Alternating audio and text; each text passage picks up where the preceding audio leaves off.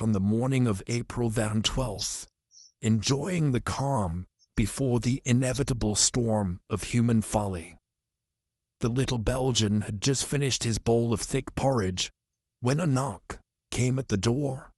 Behind it stood an elderly man whose dark eyes were filled with urgency and unease. Poirot recognized him at once as Colonel Lawrence Beckett, a retired army officer of exacting demeanor.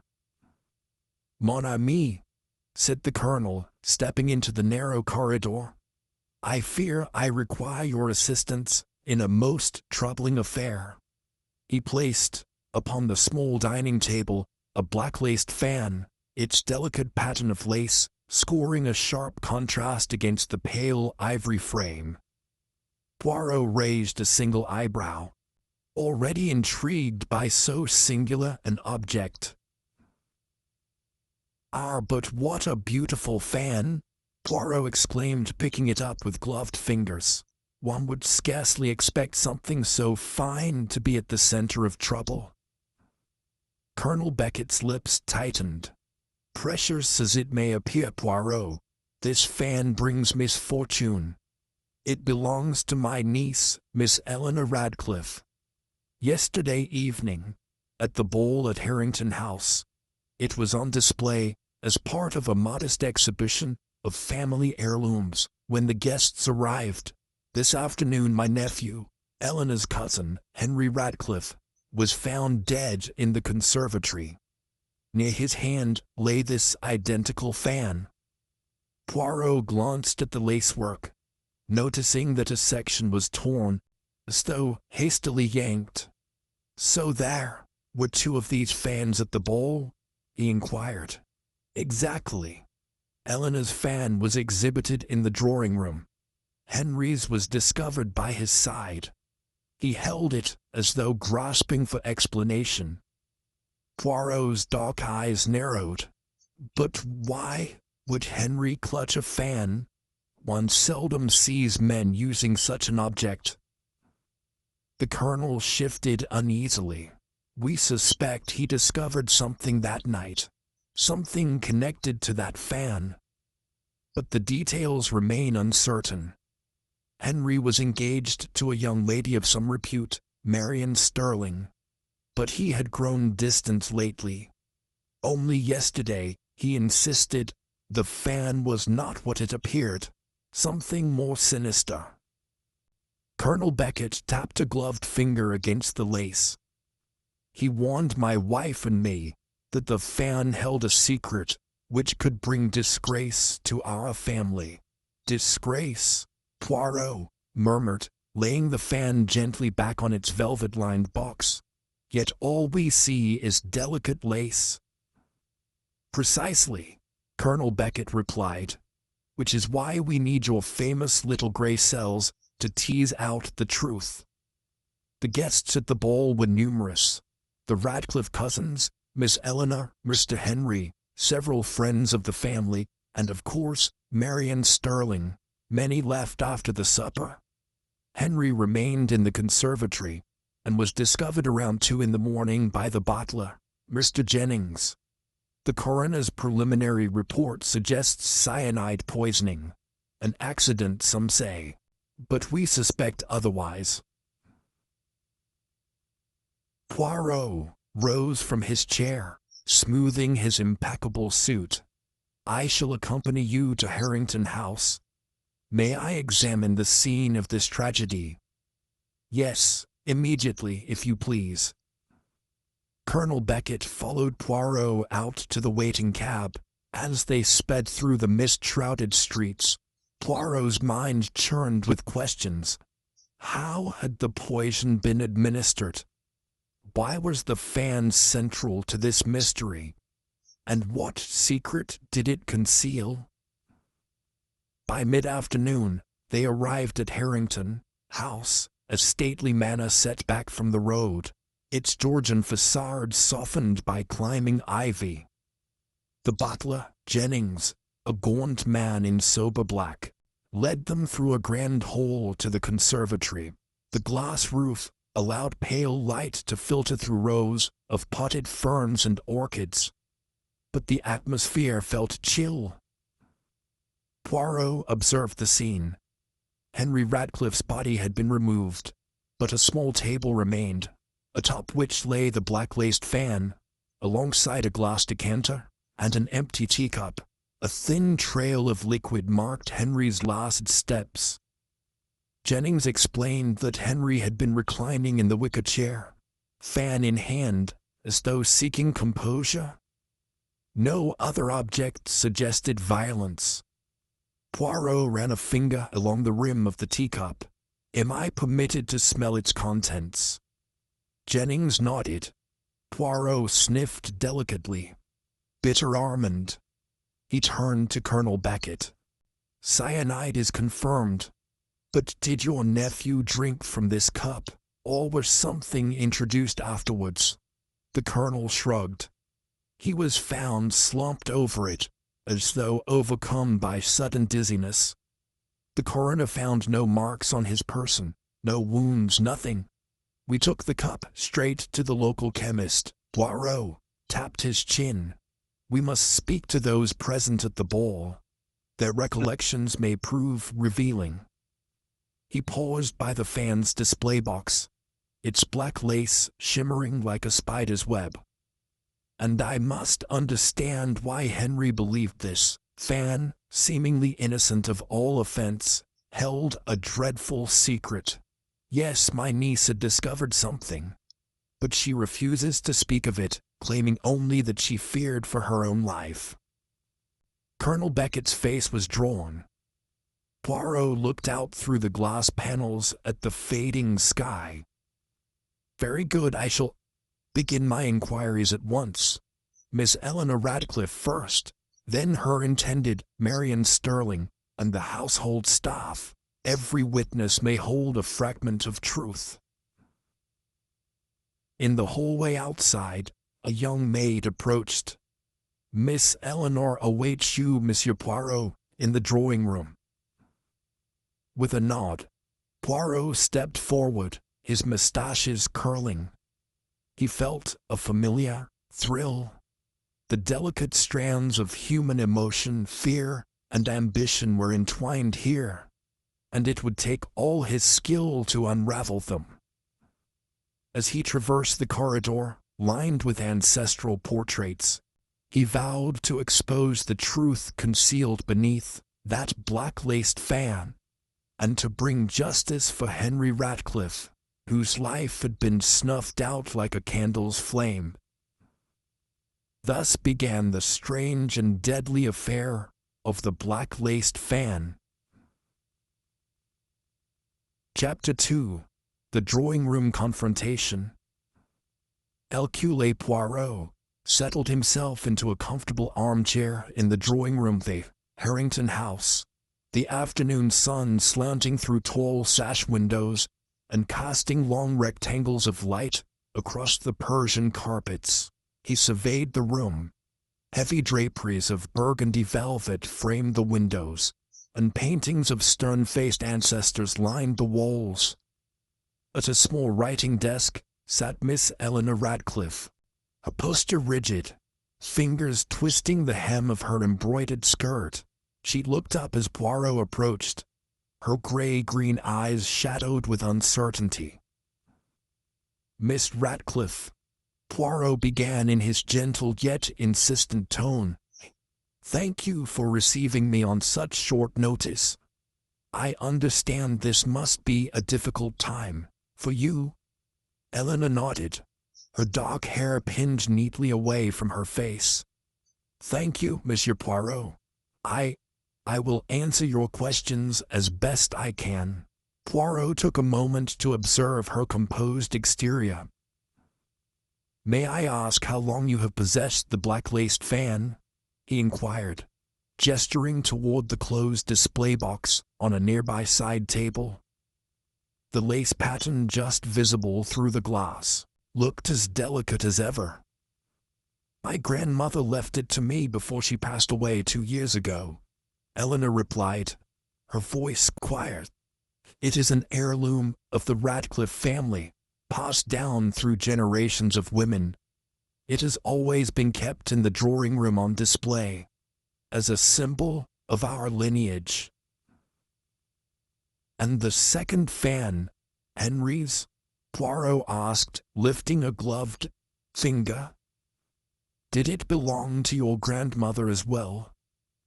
Eleanor shook her head. No. Henry borrowed mine to present at the ball. He claimed to have arranged for a duplication, an exact replica crafted by a specialist in Birmingham. He said it would be a surprise for the guests, a curiosity to discuss. I did not think much of it at the time. Poirot's mustaches twitched slightly. So Henry had a replica made. Did he show you this duplicate before the ball? He did, Eleanor confirmed, her gaze drifting to the patterned armchair in which Poirot presided. He asked me to meet him in the conservatory the evening before, to see the copy. I thought it odd, but I agreed. The duplicate was flawless, down to the tiniest scallop of lace. But Henry, he seemed troubled. How so? Poirot leaned forward, elbows on his knees. He inspected the original and the copy closely, Eleanor recalled. He kept asking if I noticed any difference in the lacework. Then his face grew grim. He said, Eleanor, look here. This thread ought to be continuous, but it is broken, and in this pattern. He traced a tiny embroidered crest I had never noticed before, between the folds. That is a cipher, a clue to something secret. Poirot folded his hands. What did he believe the cipher revealed? Eleanor's lips pressed together. I don't know. He did not tell me outright, but he insisted that someone in our family had hidden information within the lace. A hidden ledger, blackmail, a secret lover's initial. He was going to investigate that night, but I begged him not to. He said he could not rest until he discovered the truth. And that truth, as you understand it, might have brought disgrace, Poirot prompted. Eleanor bowed her head. He believed it implicated our cousin Charlotte, but she left the family years ago, and I have not seen her in a decade. He refused to tell me more, only that it must be uncovered. Poirot nodded, absorbing her words. Very well. I must ask, does anyone else in the house know of this cipher theory? Marian Sterling, perhaps? Eleanor hesitated. I told Marian that Henry was distracted by something to do with the fan, but I did not show her the detail. Marian was engaged to Henry until 2 weeks ago, when he broke their engagement, without explanation. She was furious, but I do not think she knows more than that. Interesting, Poirot murmured. May I speak to Miss Sterling next? He rose, offering Eleanor a reassuring glance. Your courage is admirable, mademoiselle. The truth must be unearthed so that Henry's death may be avenged. Eleanor allowed a small nod, though her fingers still trembled slightly. Poirot turned, on his heel, exiting the drawing room and making his way down the polished hallway toward the breakfast room, where Marian Sterling sat at the oak table, a pale teacup before her. The butler, Mr. Jennings, had left at the door ajar, discreetly indicating that Poirot's next audience was ready. Marian looked up at Poirot with a guarded expression.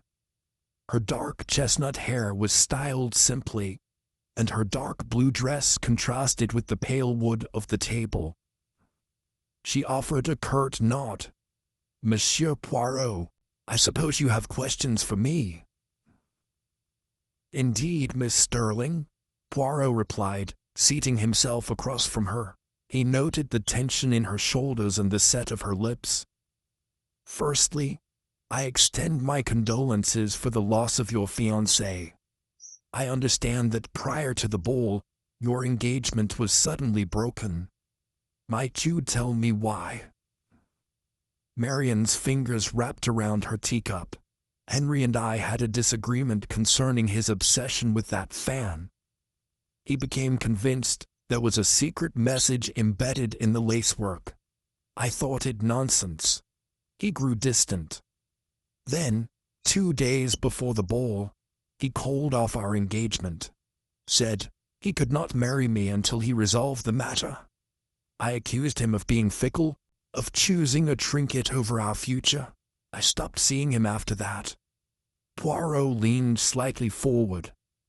But did you witness his examination of the fan? Did he confide in you anything specific about a cipher? Only that it was disturbing. He said the crest, an intertwined R&E, pointed to a scandal between Radcliffe and Ellsworth branches 50 years ago. He didn't elaborate. I thought it was family gossip and dismissed it. Poirot tapped his fingertips together. Did you ever suspect Henry might have enemies among the Radcliffe kin, those who would want to silence him? Marian regarded Poirot coolly. Henry was loved by most. He was thoughtful, generous.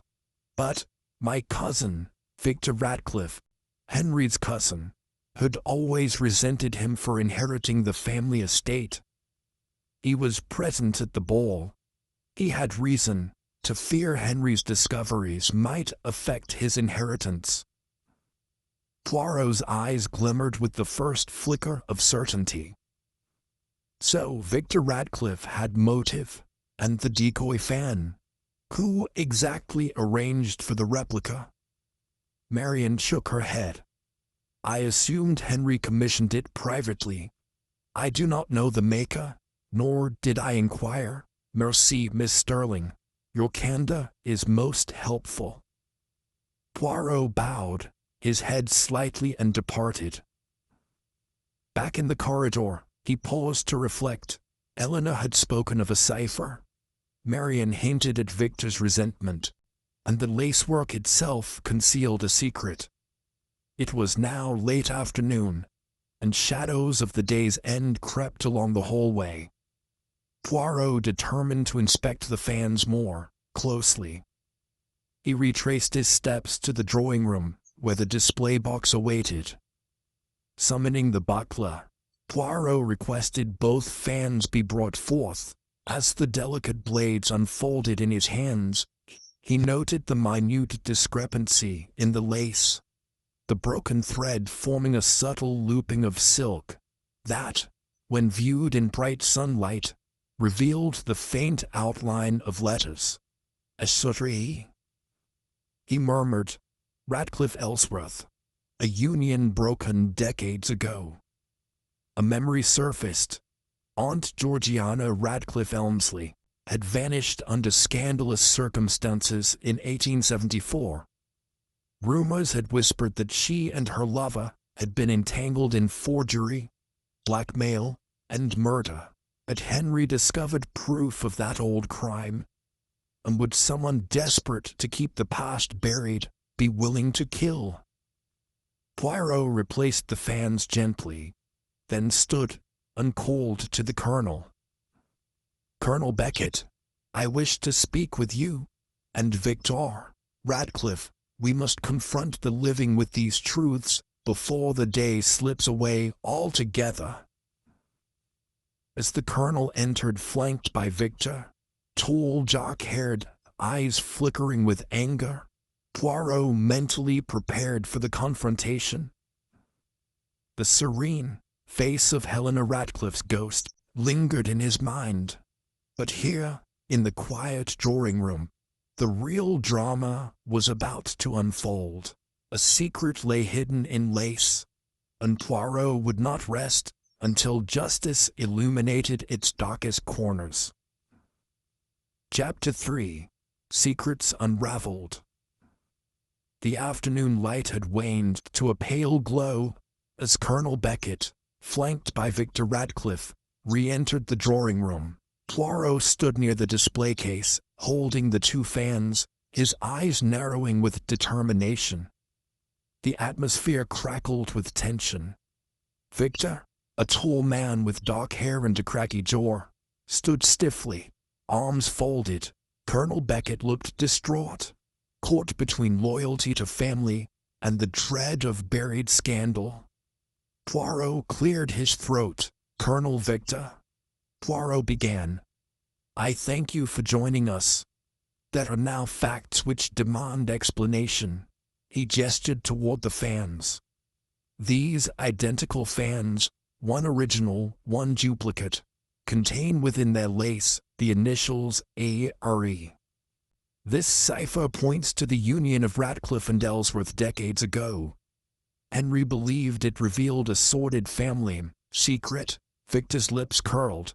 "This is childish nonsense, Poirot. Fabrications from a man who can no longer defend himself." Poirot remained calm. "On the contrary, Monsieur Radcliffe, I believe your cousin Henry's intuition was sound. He discovered evidence that the Radcliffe-Ellsworth marriage of 1874 was not as innocent as recorded.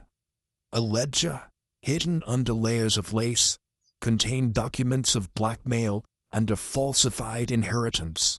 He intended to bring this to light." Victor's face darkened. "Even if such documents existed, they are long destroyed." His eyes flicked to Eleanor, who hovered near the doorway. Her hand pressed to her chest, as though to steady her racing heart. "Allowed me to continue?" Poirot said gently. "Henry received word that Charlotte Ellsworth, who was once entangled with the Radcliffe estate, had left England under mysterious circumstances. He believed she had taken the ledger with her. He searched for it, convinced that it would destroy Victor's claim to the estate." Victor stiffened. "Charlotte has been dead for years. Any ledger perished with her?" He glanced at Colonel Beckett. "Henry was unstable, obsessed. This entire notion was fantasy." Colonel Beckett cleared his throat. "Victor, are you suggesting that Henry's death was accidental?" The coroner noted signs of poisoning. Poirot stepped forward, voice grave. "Henry did not die by accident. He was poisoned. The fan replications served as a diversion. Someone knew Henry would examine the lace, and thus, at the ball, switched his cup, laced with cyanide, with one meant for display. He died clutching the fan, forced to confront the truth in his final moments." He held Victor's gaze. "But who had the most to lose?" Victor's jaw clenched. "I did. I admit it. I arranged for the duplicate fan to be made, believing Henry would dismiss his theories. But I never intended him harm." "Admit it?" Colonel Beckett's voice trembled. "You admit you commissioned a replica, so you could claim ignorance of his findings. Did you follow him to the conservatory that night?" Victor's shoulders slumped. "I followed him, yes. When he confronted me in the conservatory, I tried to dissuade him. He refused to listen. Then Marian arrived." Victor's eyes flickered to Marian Sterling, who stood in profile by the window, face pale. She had learned of his plan to expose my past. She was furious I stood to lose everything. Poirot raised a finger. "Miss Sterling, would you care to explain?" Marianne's breath caught. She looked between Victor and Poirot, then swallowed. "I did not intend to kill Henry, but when I saw him examining the lace, I realized the fan's cipher spelled doom for Victor. And for me too, if I remained engaged. I confronted him. He refused to back down.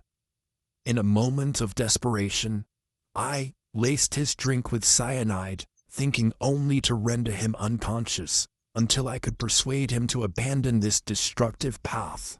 Shock rippled across all faces. Colonel Beckett's hand flew to his mouth. Victor's expression turned haunted. Even Eleanor looked stricken. Poirot inclined his head. An act of passion, then. You did not anticipate his death. Marian's eyes filled with tears. No, I swear it. I thought he would survive with a brief sickness. I did not know the dose was fatal. Poirot folded his hands. Your confession explains the poisoning. But why poison? Why not simply speak to Colonel Beckett and Eleanor? You had their trust. I felt helpless, Marian whispered. Henry was furious at me. He said our engagement was over unless I acquiesced. I panicked. Poirot nodded gravely. Human emotions can lead to tragic decisions. Now, however, we must consider another piece. Aunt Georgiana's fate. Suppose the ledger did exist, and the Ellsworth connection tarnished our family. What else might surface? He turned to Victor. Is there proof that Charlotte Ellsworth took the ledger with her, or did you retrieve it? Victor looked away. I never found it. When Charlotte fled, she left behind her carriage and all her belongings. I searched, but never discovered the ledger. I intended to protect the family from disgrace. Poirot tapped his chin. Then the ledger remains hidden, perhaps within this house. He peered at the display cabinet. Where in the drawing room could one conceal such papers? In the frame of a portrait, beneath a floorboard. Eleanor swallowed. Father, my grandmother often spoke of a loose board under this parquet flooring near the east wall. She said it was placed there by Georgiana Ellsworth herself. I thought it mere legend. Colonel Beckett crossed to a segment of ornate parquet, kneeled, and pressed on a particular plank. It shifted slightly. With gentle effort, he pried it aside, revealing a small cavity. Poirot dipped a gloved hand inside and extracted a folded leather satchel. He opened it carefully. Inside lay yellowed papers bearing signatures, Radcliffe and Ellsworth, accompanied by incriminating details of forged debts and blackmail. Poirot's eyes flicked to the others, stern but compassionate. These documents confirm Aunt Georgiana's betrayal of our branch. They also indicate her lover, Sir Edward Radcliffe, faced ruin if the affair became public. The ledger proves that Victor was justified in fearing Henry's discovery. He closed the satchel. Yet that knowledge cannot justify murder. Marian sank into a nearby armchair, tears streaming. Eleanor rushed to her side. Colonel Beckett looked to Victor. You see now, my son, why Henry was determined to expose the truth. Victor met his father's eyes, remorse washing over his face. Yes, father, I only sought to protect the family, and lost sight of what was right. Poirot folded his fingers. The cycle of secrecy and betrayal has ended tonight. Henry's death, though tragic, has brought light to a family's darkest hour. Let us now ensure that the authorities understand the truth, and that Miss Sterling's confession is recorded. As the household staff gathered to witness the revelations, Poirot allowed himself a small sigh. The black-laced fan, innocent in its elegance, had been the key to unmasking a century-old betrayal, and revealing the human frailty that still dictated lives. War justice, however bittersweet, had been served. Chapter 4. The Final Reckoning. The next morning dawned cool over Harrington House. Hercule Poirot descended the staircase to find Sergeant Wilkins waiting. "Inspector Japp will arrive later, monsieur," Wilkins reported. Poirot nodded. "Merci. I shall speak to the family first." He entered the morning room where Colonel Beckett awaited with Margaret, Eleanor, and Victor. Marion Sterling was away, awaiting legal proceedings. "Colonel," Poirot began, "the ledger changes everything. How will the Radcliffe family proceed?" "Colonel," Beckett exhaled, "the truth revealed shames us. We will relinquish Ellsworth claims and establish a charitable trust. Honesty must guide our future." Poirot approved. "An admirable decision, Victor?" Victor looked remorseful. "I will face consequences. I commissioned the duplicate fan and failed to reveal the truth to Henry. I accept stepping away from the estate and cooperating fully." Eleanor reached for his hand. "Brother, your honesty brings us closer to healing." Poirot turned to Margaret. "And Marion Sterling. Her actions took Henry's life. Do you hope for mercy?" Margaret's eyes reddened. "Her remorse is genuine. Her father petitions magistrate. We ask for compassion, though justice must be served." "Compassion with justice," Poirot echoed. "Inspector Japp arrives soon." Colonel Beckett nodded. "He should be here by mid-afternoon." Poirot examined the leather satchel containing the ledger. Inside were documents proving Aunt Georgiana conspired with Charlotte Ellsworth, forging papers and blackmailing relatives. He refolded the satchel carefully. "These records lift a burden long carried. Now, your estate's history is free of falsehood." Colonel Beckett drew himself upright. "We will publish a statement acknowledging these facts and provide restitution." Poirot nodded. "The truth, though difficult, paves the way for redemption." He escorted Colonel Beckett to the window overlooking dewy rose gardens. The family gathered in the quiet morning light. At midday, a modest luncheon was served in silence. Poirot spoke with Eleanor about her plans. "You intend a scholarship in Henry's memory?" Eleanor managed a soft smile. "Yes, we will convert the old stables into a study hall and fund 2 local students each year. Henry believed in education above all." "A noble tribute," Poirot replied. Victor entered briefly. "I will ensure the estate supports this plan," he said before leaving to prepare for Inspector Japp. Late afternoon, Inspector Japp arrived sharply, removing his hat. He shook Poirot's hand. "Mon ami, I hear you've secured the ledger." Poirot handed the satchel. Japp's eyes flicked over the pages. "A serious scandal. Crown prosecutor will decide charges. Radcliffe, you will be an accessory to manslaughter. Marion Sterling faces charges for poisoning."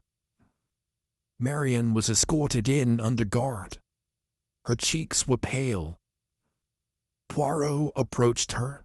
"Mademoiselle, your confession demonstrates courage. It will aid the court." Marion met his gaze. "I accept whatever judgment awaits." Japp closed his notebook. "Thank you all. I will take the ledger and statements to the station." Colonel Beckett spoke firmly. "Inspector, please oversee publication of a family statement. We relinquish Ellsworth claims immediately." "As you wish," Japp replied before departing. The room felt lighter. Margaret Beckett rose. "You have been brave, Eleanor." Eleanor drew in a steady breath. "We must look forward. Henry's memory guides us." Poirot prepared to leave. The Colonel and Margaret Beckett, with Eleanor, escorted him to the gate. Victor remained on the steps, head low. Poirot offered Victor a kindly nod. Acceptance is the first step to redemption, mon ami. Victor lifted his eyes, a glimmer of hope appearing. Merci, Monsieur Poirot. Poirot touched his moustaches thoughtfully. Even the most delicate lace can conceal dreadful truths. But truth prevails. He lifted his hat and walked down the drive. Beyond the gates, a few villagers paused their morning chores to watch the little detective depart. Notices had gone up announcing the Radcliffe Scholarship, and whispers carried of a transformed estate. The manor, once associated with secrecy, now stood as a symbol of transparency and restitution. François, Poirot's faithful valet, greeted him by the motorcar. Maître, what do you think of this new chapter for Harrington House? Poirot slipped into the back seat, looking back at the manor. My friend, it is a testament to human courage. When truth emerges, even the darkest stains can be cleansed. The family suffered much, yet they chose integrity over pride. That is the greatest victory. François smiled, driving away as the morning sun climbed higher. Poirot leaned back, lost in thought. He knew that beneath calm surfaces lay hidden complexities. But once the truth surfaced, the path forward became clear. As the motorcar carried him through the quiet lanes, the church bells tolled across the countryside. The echo seemed to pronounce closure. Justice had been served, memories honored, and a new beginning awaited the Radcliffes. Under the guiding light of truth, news would ripple beyond the county, reminding that deception, artfully concealed, truly cannot withstand revelation. Chapter 5. Echoes of Remembrance.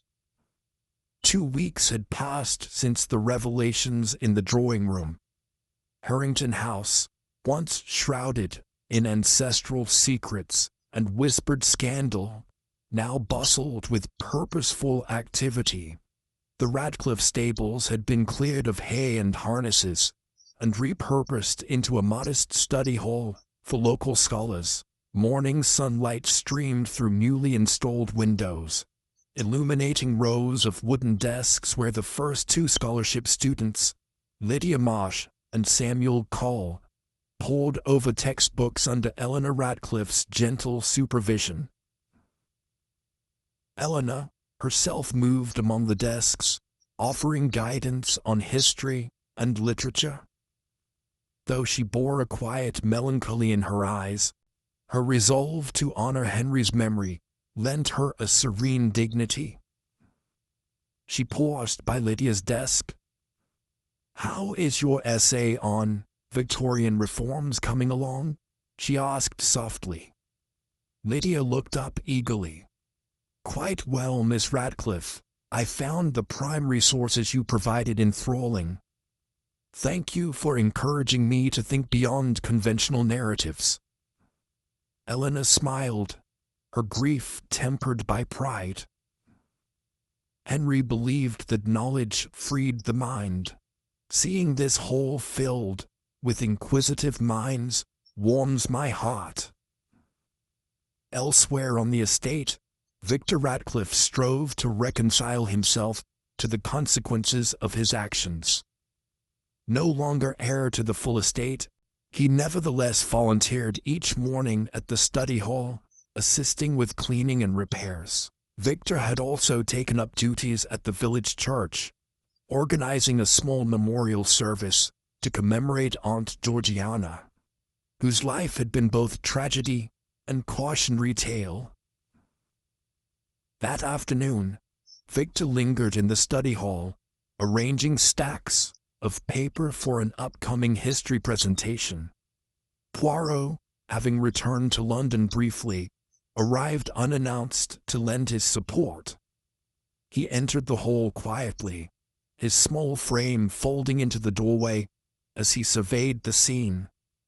Victor noticed his presence and straightened. "Monsieur Poirot," Victor greeted him, voice a mixture of respect and lingering shame. "It is good of you to visit. Mon ami, I wish to see the fruits of your family's resolution," Poirot replied, stepping into the hall. He examined Lydia's neatly laid notes and Samuel's careful sketches of 19th-century machinery. "The space thrives with purpose. Your willingness to contribute here demonstrates a commendable spirit." Victor dipped his head. "I must atone for my failures. Henry was more than my cousin. He was my friend. Knowing that my actions contributed to his despair and ultimate death torments me. This hall honors his belief in education. I can only hope that by serving these students, some small measure of redemption is found." Poirot's eyes softened. The path of redemption is rarely linear. It begins with acknowledgement and is sustained by sincere effort. "You have taken the first steps, Victor. Now, let time and dedication complete the journey." Victor nodded, regained some measure of peace. "Thank you, Monsieur Poirot. Your counsel guides me more than you know." Before Poirot could reply, Helena entered the hall through the adjacent door, carrying a ledger she had discovered among Henry's personal effects. The humble volume bore the initials H.R. in gold on its leather cover. She held it gently, as though it contained fragments of her late cousin's soul. "Poirot," she said quietly, "I found Henry's journal beneath his bedchamber floorboards. I thought you might want to read his reflections, his thoughts on the fan and on all that transpired." Helena extended the journal. Poirot accepted it with gratitude and reverence, flipping to the first page, where Henry had inscribed in precise handwriting, "To my dear Helena, if ever these words reach you, know that I trusted you above all. Seek the truth, but guard your heart." Poirot's dark eyes flicked up to Helena. "He adored you entirely." These words speak of his devotion and of the burden he carried. Helena's lip trembled. She placed a comforting hand on his arm.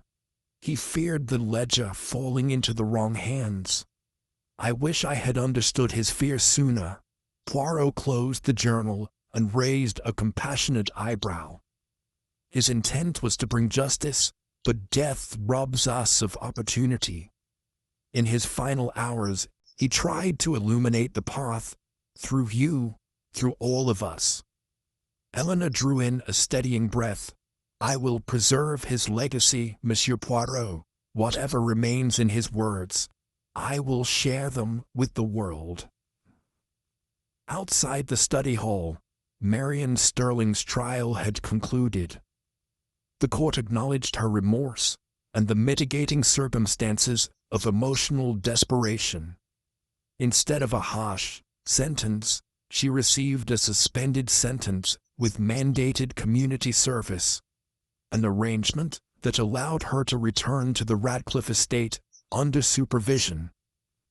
Each morning, she joined Victor in tending to the study hall, carefully arranging chairs or distributing books.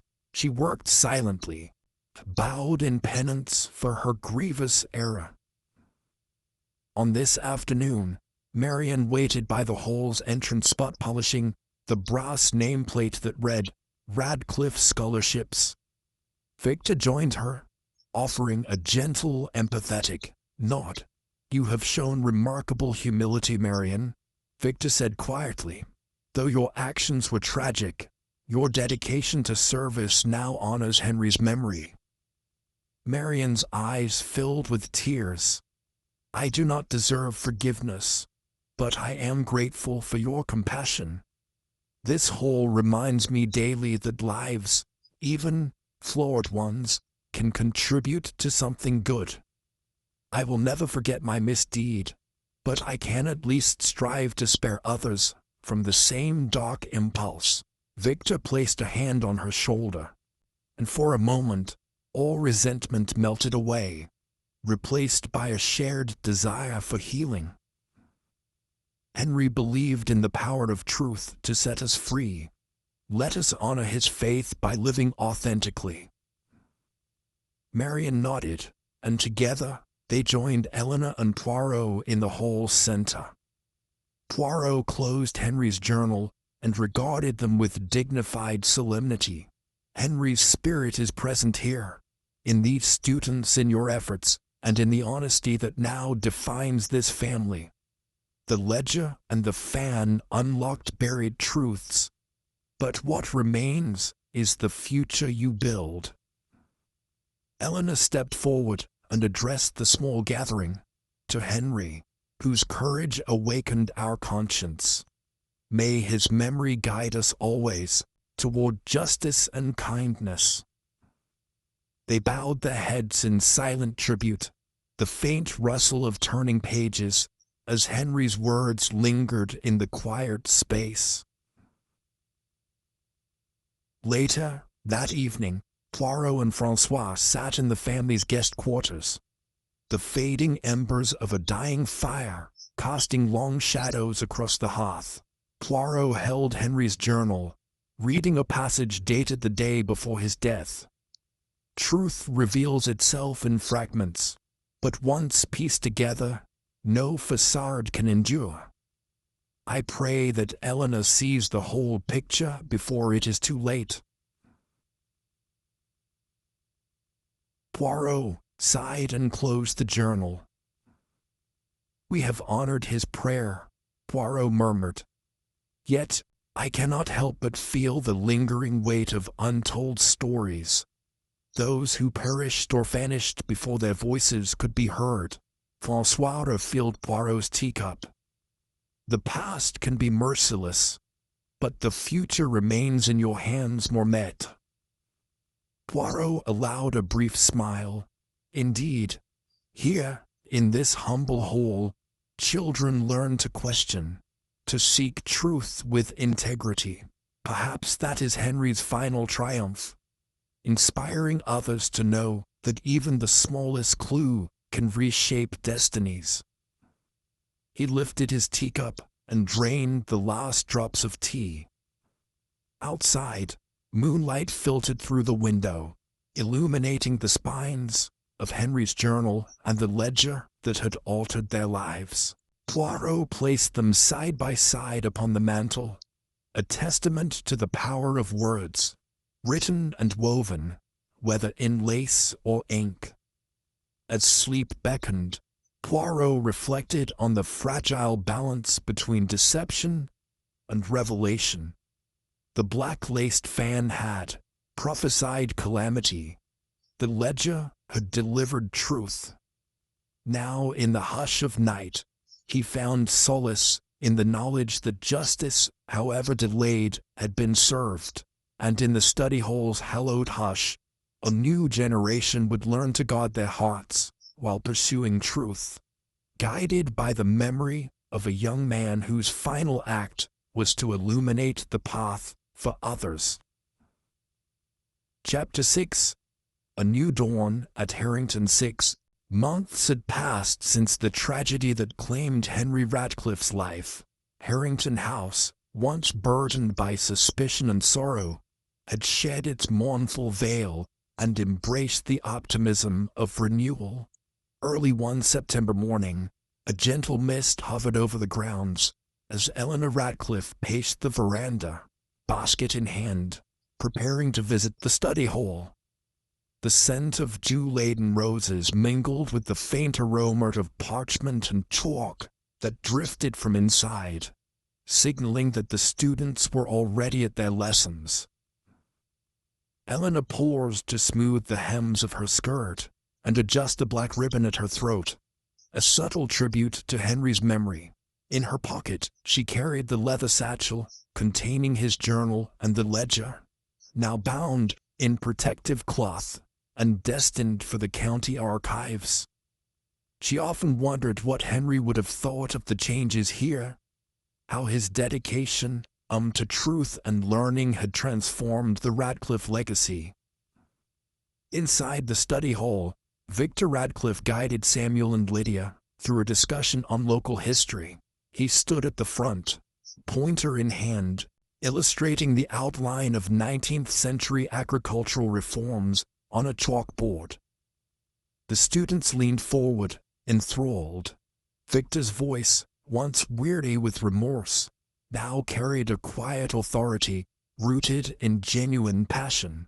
Eleanor smiled as Lydia raised her hand to recount how these reforms had affected neighboring villages, a testament to the hall's growing prominence as an educational sanctuary. "Very good, Lydia," Victor praised, his eyes reflecting pride.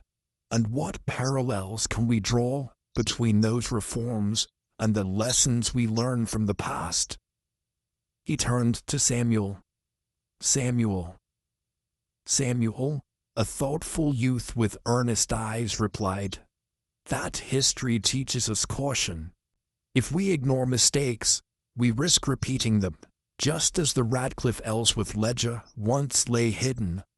Unchecked secrets corrode trust in any community." Victor inclined his head. "Precisely.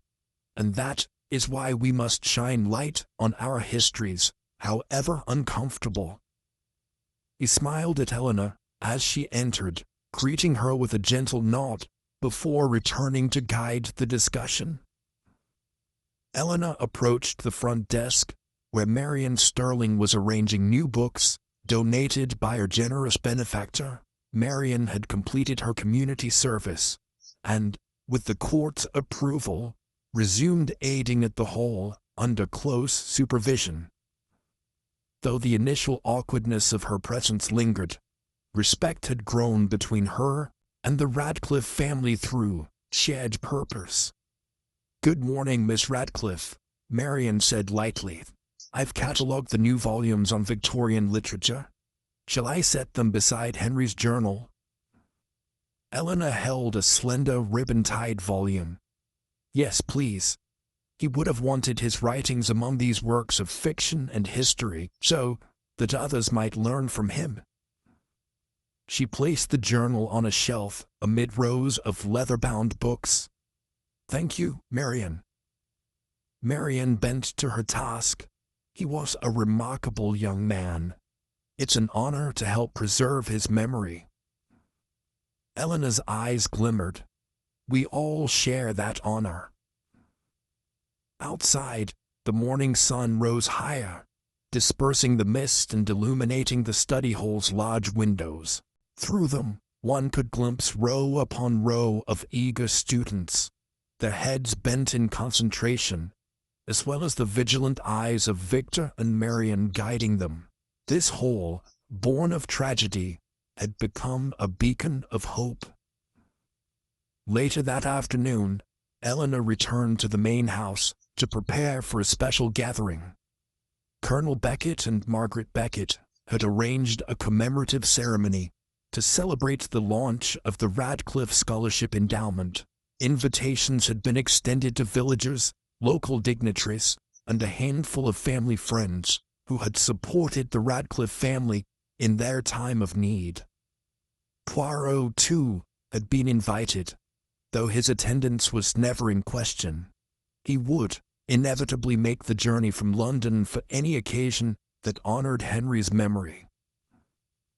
By early evening, guests assembled on the terrace overlooking manicured lawns streaked with sunset's gold and crimson hues. Lanterns hung from wrought iron, hooks casting a soft glow as twilight descended. Colonel Beckett stepped onto a small platform, cleared his throat, and raised a glass of elderflower cordial. "Friends and neighbors," he began, his voice steady but tinged with emotion. "Tonight we gather not merely to celebrate an endowment, but to honor a promise. A promise made by my dear nephew, Henry Radcliffe, who believed in the power of knowledge to uplift all who sought it. Through this scholarship, its spirit endures in the hearts and minds of those who will walk these halls." He gestured toward Eleanor, who stood to his right. "My daughter Eleanor and my son Victor have worked tirelessly to bring Henry's dream to life. Let us offer them our gratitude." Warm applause rippled through the assembled crowd. Eleanor stepped forward, her dark hair catching the lantern light, and addressed the gathering in a voice both quiet and resolute. "Thank you all for your support. When Henry uncovered the ledger that revealed our family's past failings, he commissioned no vengeance, only truth. In unveiling those secrets, he sacrificed his life. Now, we pay homage by ensuring that future generations have the opportunity to seek truth and wisdom without fear or prejudice. May these scholarships inspire young minds to question, to learn, and to transform." As she spoke, Poirot stood near the edge of the terrace, mustaches bristling, eyes glistening with pride. He had watched Henry's journal guide Eleanor's words, and he felt certain that Henry's essence permeated every stone of Harrington House, every plank of the study hall floor. When Eleanor concluded, a hush fell before the crowd erupted into applause. Fireworks, gentle cascades of color, ignited the dusk sky, symbolizing hope in the darkness. Lanterns illuminated faces of every age, from children clutching their parents' hands to elders remembering days long past. The moment felt timeless. Poirot seized a quiet moment to slip away from the crowd. He found Victor by the garden path, gazing at the fireworks reflections dancing on a small pond. Victor's expression was serene, his earlier guilt now tempered by a sense of purpose. "Monsieur Poirot," Victor greeted him, "thank you for being here." Poirot tipped his hat. "Mon ami, I could not miss this milestone. Henry's vision shines brightly tonight." Victor nodded. "I owe you gratitude for your guidance and for helping our family find the courage to confront our history. It is your family's courage that matters." Poirot said softly, "My role was merely to untangle threads. You and Eleanor wove them into something beautiful." Victor exhaled, shoulders relaxed. "Yes, for the first time, I feel that Henry's sacrifice was not in vain." Poirot extended his hand. "May you continue to honor him by living honestly, always." Victor clasped Poirot's hand, and in that touch lingered respect, relief, and an unspoken understanding of how far they had come together. As the final burst of fireworks faded into starlit sky, Eleanor joined them. She held a single black-laced fan, the original, which she had chosen not to display, but to keep in a place of reverence. She extended it toward Poirot. "Please, Monsieur Poirot," she said, voice soft.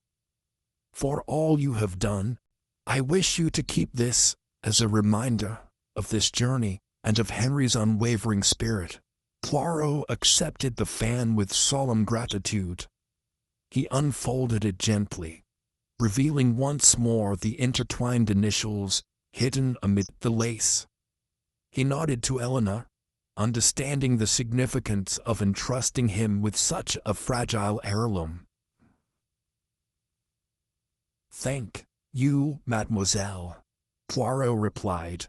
"This fan shall rest in my collection, alongside many tokens of justice served, But always, I will remember the courage that brought it to light.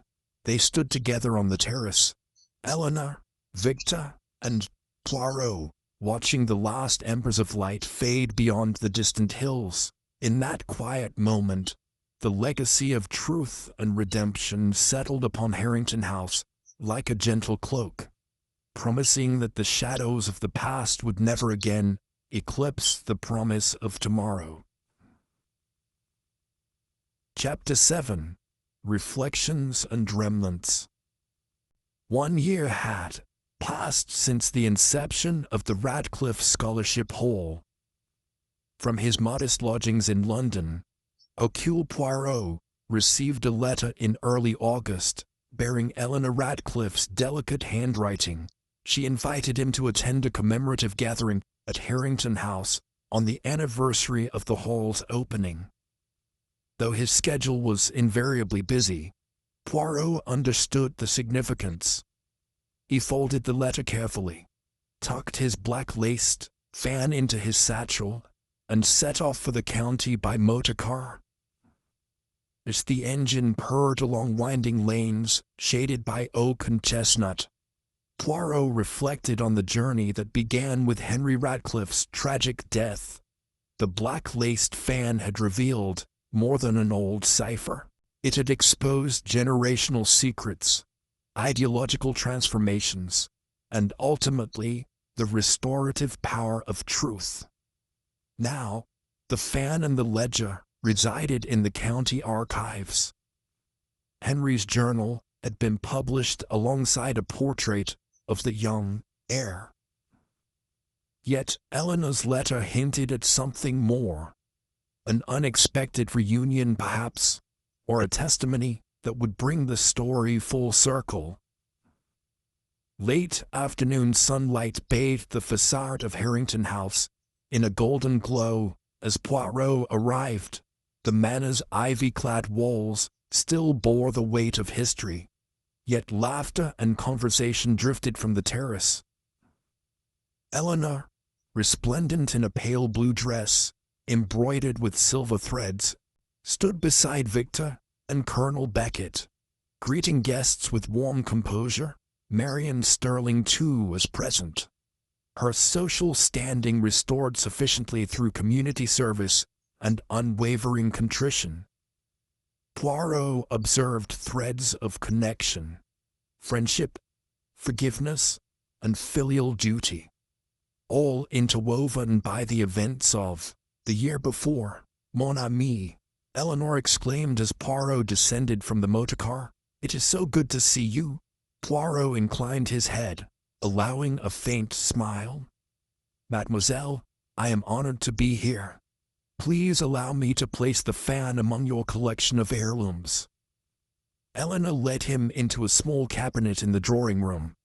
Within, alongside family portraits and the ledger, rested the black-laced fan. She removed it and handed it to Poirot, who examined the finely woven lace and the discreet initials R.E. entwined among its folds. The fan's elegance belied its dark history, a testament to how beauty could cloak malevolence until the right mind unraveled the riddle. "Thank you, Monsieur Poirot," Eleanor said softly. "Before you leave, I wish you to have this once more, as a reminder of Henry's devotion to truth." Poirot bowed his head. "I shall cherish it always, mademoiselle. Now, might I meet the students whom this hall has nurtured?" Eleanor smiled and led him to the study hall. Inside, a group of young scholars, now numbering 8 instead of 2, gathered around a long oak table piled with tomes. As Poirot entered, they rose in unison, and their faces lit with curiosity and respect. Lydia Marsh and Samuel Cole, both nearing the end of their scholarships, exchanged excited glances. Victor stood at the blackboard, reviewing a diagram of local agricultural innovations. "Monsieur Poirot," Victor greeted him, voice steady and confident. I trust your journey was comfortable. Très bien, Poirot replied, glancing at the students. And I see the whole thrives under your stewardship, Victor. Your resolve to atone continues to bear fruit. Victor inclined his head. Your guidance remains my compass, mon ami. Poirot stepped toward Lydia and Samuel. How progress? He asked. Lydia extended her essay on Victorian philanthropy, now slated for publication in the village newsletter. Samuel showed Poirot a drawing of 19th-century machinery used in the local mills, annotated with insights gleaned from the ledger's records. Poirot's dark eyes gleamed with approval. You have exemplified Henry's belief that knowledge sets the soul free, Poirot remarked. Continue thus, and you shall honor his legacy. Having toured the whole, Poirot retired to a quiet corner of the terrace to await the evening's formalities. As he sipped tea, he noticed a figure approaching across the lawn. A splendid woman in her early 40s, dark eyes and dark hair, reminiscent of Eleanor's. She wore a locket bearing the Ellsworth crest. Poirot's moustaches quivered with interest. This had to be Charlotte Ellsworth's closest descendant, come to offer her own testimony or to retrieve family artifacts. Monsieur Poirot? The woman paused beneath a cherry tree, heavy with blossom.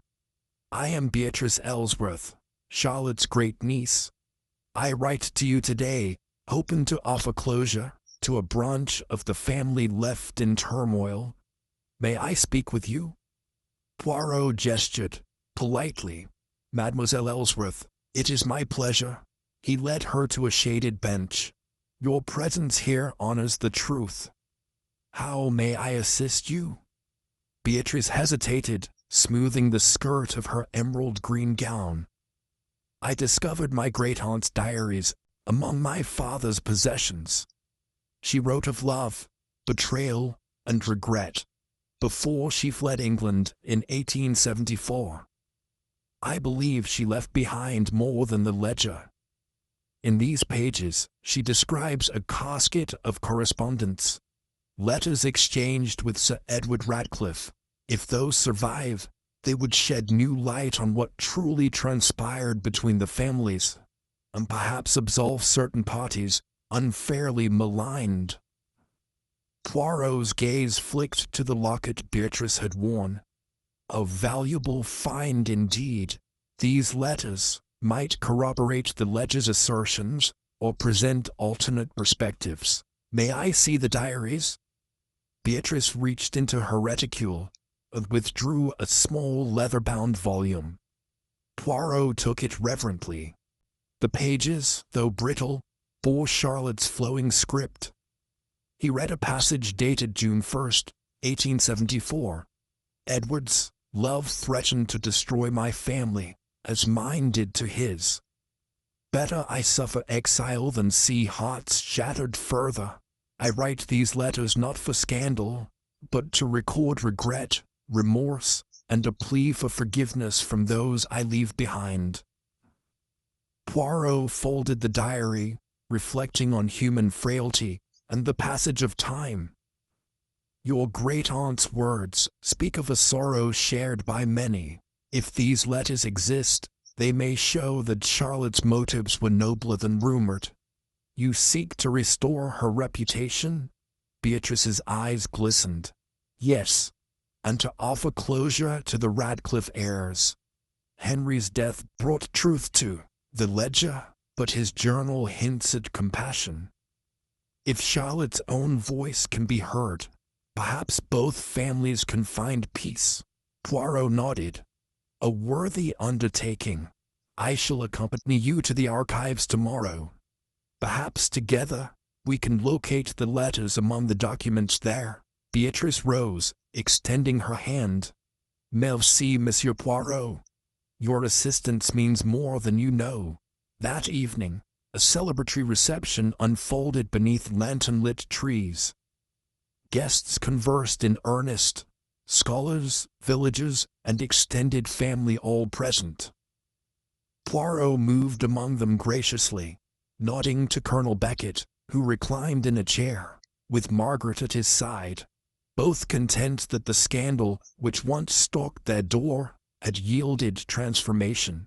Marian Sterling, adorned in modest but elegant black, spoke, with confidence to Lydia, about possible career paths in teaching.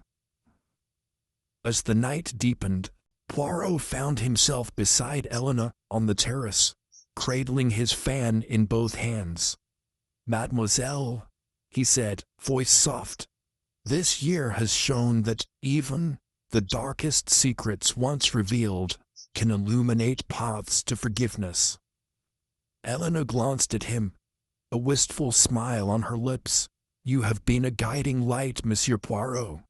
Thanks to you, my family discovered that truth is not a weapon, but a key."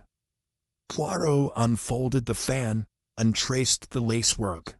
Indeed, the lace held letters, but the greater message emerged from each person's choices. Henry sought the ledger. Victor and Marian chose atonement. You forged a future of learning.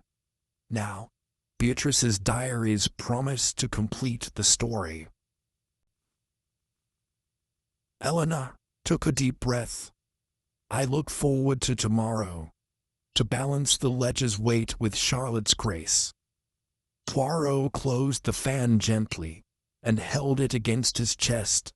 The final chapter awaits, one written by hearts courageous enough to expose regret and generous enough to offer forgiveness. That, mademoiselle, is the true affair of the black-laced fan. As the last lantern flickered, Poirot and Eleanor lingered in peaceful silence. The manor behind them stood as witness to generational sins and redemptions, and beyond its walls, new stories whispered upon the breeze, stories of reconciliation, remembrance, and the enduring power of truth. Chapter 8. The Letters Beneath the Dust. The next morning brought a crisp breeze across the Ratcliffe estate, and with it a sense of anticipation. Beatrice Ellsworth and Hercule Poirot arrived just as the county archives unlocked their heavy oak doors. Inside, the scent of aged parchment mingled with candle wax, and rows of shelves held forgotten histories.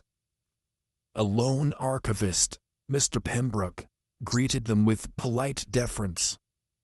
"Mademoiselle Ellsworth, Monsieur Poirot," he said, extending a gloved hand toward a long table. "I understand you seek the correspondence of Charlotte Ellsworth and Sir Edward Ratcliffe." Beatrice nodded, her dark eyes alight with determination. "Yes, Mr. Pembroke. My great-aunt's diary mentions letters exchanged in 1874.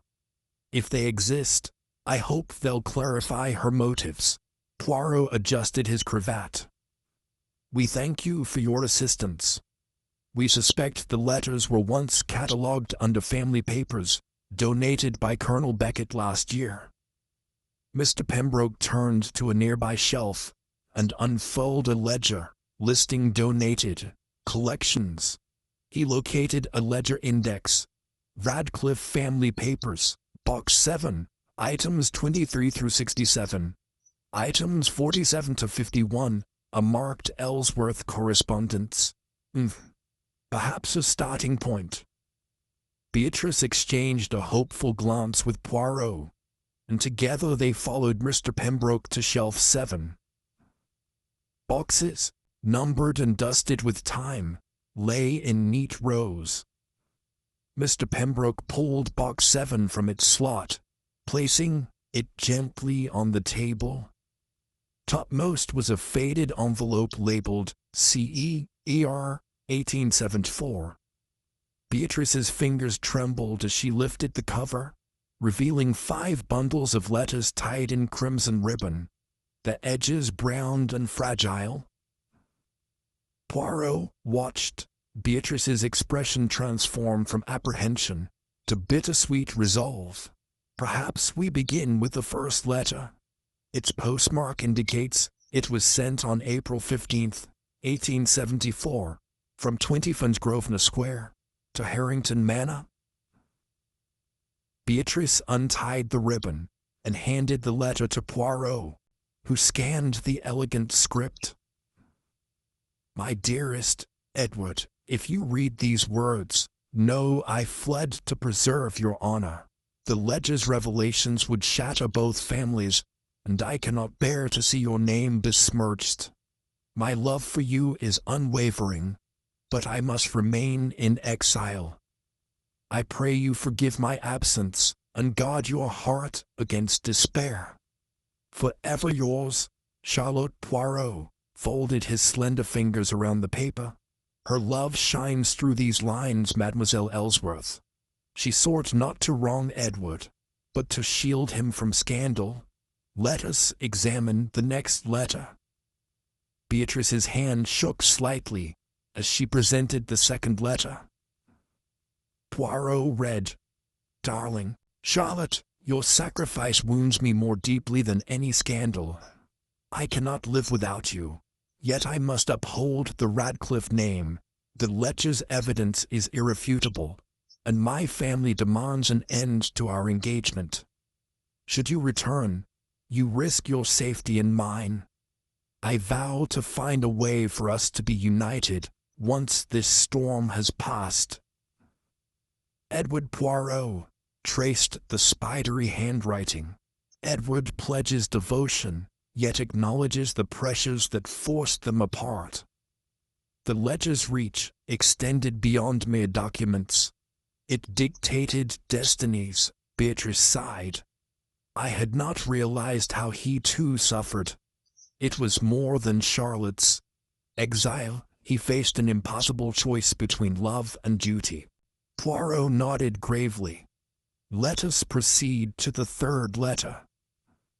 The third bundle was sealed with a wax stamp bearing the entwined initials C.R. Poirot pried it gently, revealing Charlotte's handwriting again. Dated June 5th, 1874. "Edward, have learned that the ledger's details implicate your father in bribery. If these truths emerge, you will lose not only your reputation, but your inheritance. I cannot bear to see your world crumble for my sake. I leave you here with all letters to dispose as you deem fit. Should you truly love me, preserve what dignity remains in your family. If that means forsaking me, then I will carry our memories alone." Charlotte Beatrice's tears fell silently. She believed shielding him meant disappearing forever. Poirot folded the letter carefully. Her heartbreak is palpable, yet here they are, united in loyalty, even as circumstances drove them apart. Let us see Edward's reply. The fourth bundle contained a letter from Edward, dated July 10th, 1874, addressed to an unknown recipient. "To whom it may concern, I, Edward Radcliffe, hereby state that any claim of undue influence or impropriety in connection with the forthcoming marriage to Charlotte Ellsworth is to be null and void. I release Charlotte from any obligation, allowing her to seek her own path without fear of public scrutiny. Let no Radcliffe bear her name henceforth." E.R. Poirot studied the lines. Edward relinquished his rights entirely, placing Charlotte's reputation above his ambitions. This letter sealed her fate. She would never return. Beatrice covered her face. She sacrificed everything out of love, and he repaid her with freedom. But it cost them both their happiness. Poirot placed the letter back into the bundle and retrieved the final correspondence. Dated August 30th, 1874, postmarked from Florence. To my dearest brother, if you should read this, it means I have found peace in Italy. I write to ensure that none speak ill of the Radcliffe name on my account. I bear no ill will, only a sorrowful heart. My exile was self-imposed, but I accept the burden for love's sake. Remember me kindly. Charlotte Ellsworth. Beatrice closed her eyes. She survived despite everything. She lived in Florence until her death in 1921. A life of quiet dignity and constant longing for home. Poirot placed a reassuring hand on her shoulder. Her story need not remain hidden, mademoiselle. These letters illuminate a love story marred by familial strife, yet also redeemed through sacrifice and honor. Beatrice looked up. Resolve rekindled. I wish to present these letters to the Radcliffe family, to show them not only the ledges, injustices, but the purity of Charlotte's intentions. Poirot nodded. Together, we shall return to Harrington House and share these truths. Perhaps, in doing so, you will grant both families the closure they deserve. Box 7 was carefully restored to its shelf, and Beatrice and Poirot departed with the precious correspondence.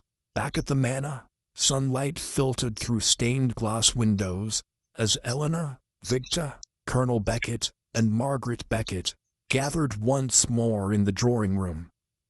The black-laced fan rested on a mahogany table, silent witness to the day's revelations.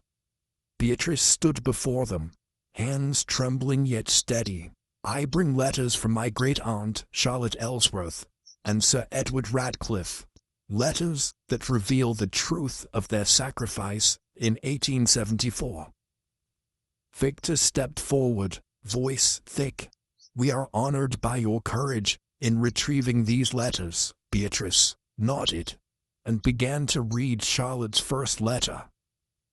The room fell silent as the words of devotion and regret filled the air. Colonel Beckett's weathered face reflected both shame and empathy. Eleanor's eyes glistened with tears as she realized the depth of Charlotte's love. When the final letter was read, Charlotte's letter from Florence, Margaret Beckett rose and embraced Beatrice. Your great-aunt carried this burden alone for decades. You have done her proud, Poirot observed with satisfaction as Beatrice and the Radcliffe family embraced, bridging the chasm that had once divided them. The black-laced fan, the ledger, Henry's journal, and now Charlotte's letters formed a tapestry of truth and reconciliation. Each piece, once hidden, now lay exposed to the healing light of understanding. As dusk fell across the estate, lanterns were lit in honor of Charlotte's memory. Beatrice stayed on as a guest, invited by Eleanor to help curate a small exhibition of the family archives, including the letters themselves. Later, as the guests departed and silence settled over Harrington House, Poirot lingered in the drawing room. He picked up the black-laced fan, tracing the intertwined initials with reverence. The journey that began with tragedy had led to reconciliation across generations. In the hush, Poirot allowed himself a rare smile. The fan closed with a soft click, sealing the final chapter of a saga spanning decades. A saga of love, betrayal, and ultimately forgiveness.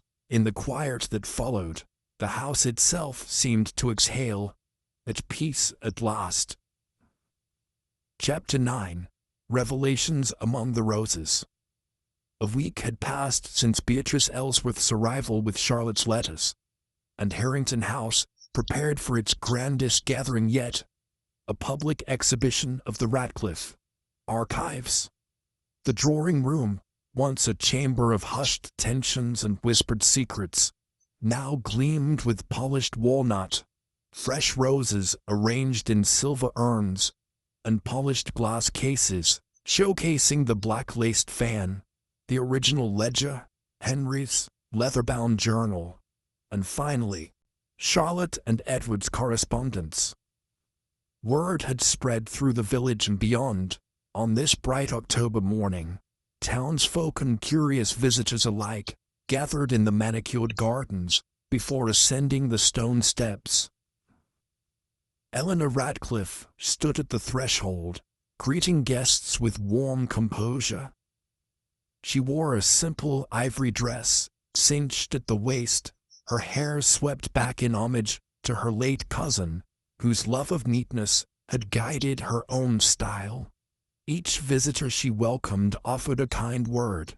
Mrs. Parsons, the baker's wife, expressed pride that the Radcliffe name had at last been restored.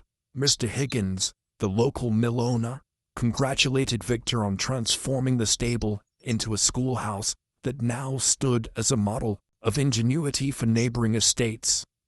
And young Lydia Marsh and Samuel Cole, scholarship alumni, arrived early to volunteer as docents, their notebooks poised to record each question they fielded. Hercule Poirot arrived just as the morning sun spilled over the horizon. He stepped from the motor car in his customary tailored suit, gray gloves spotless, and mustaches immaculately curled.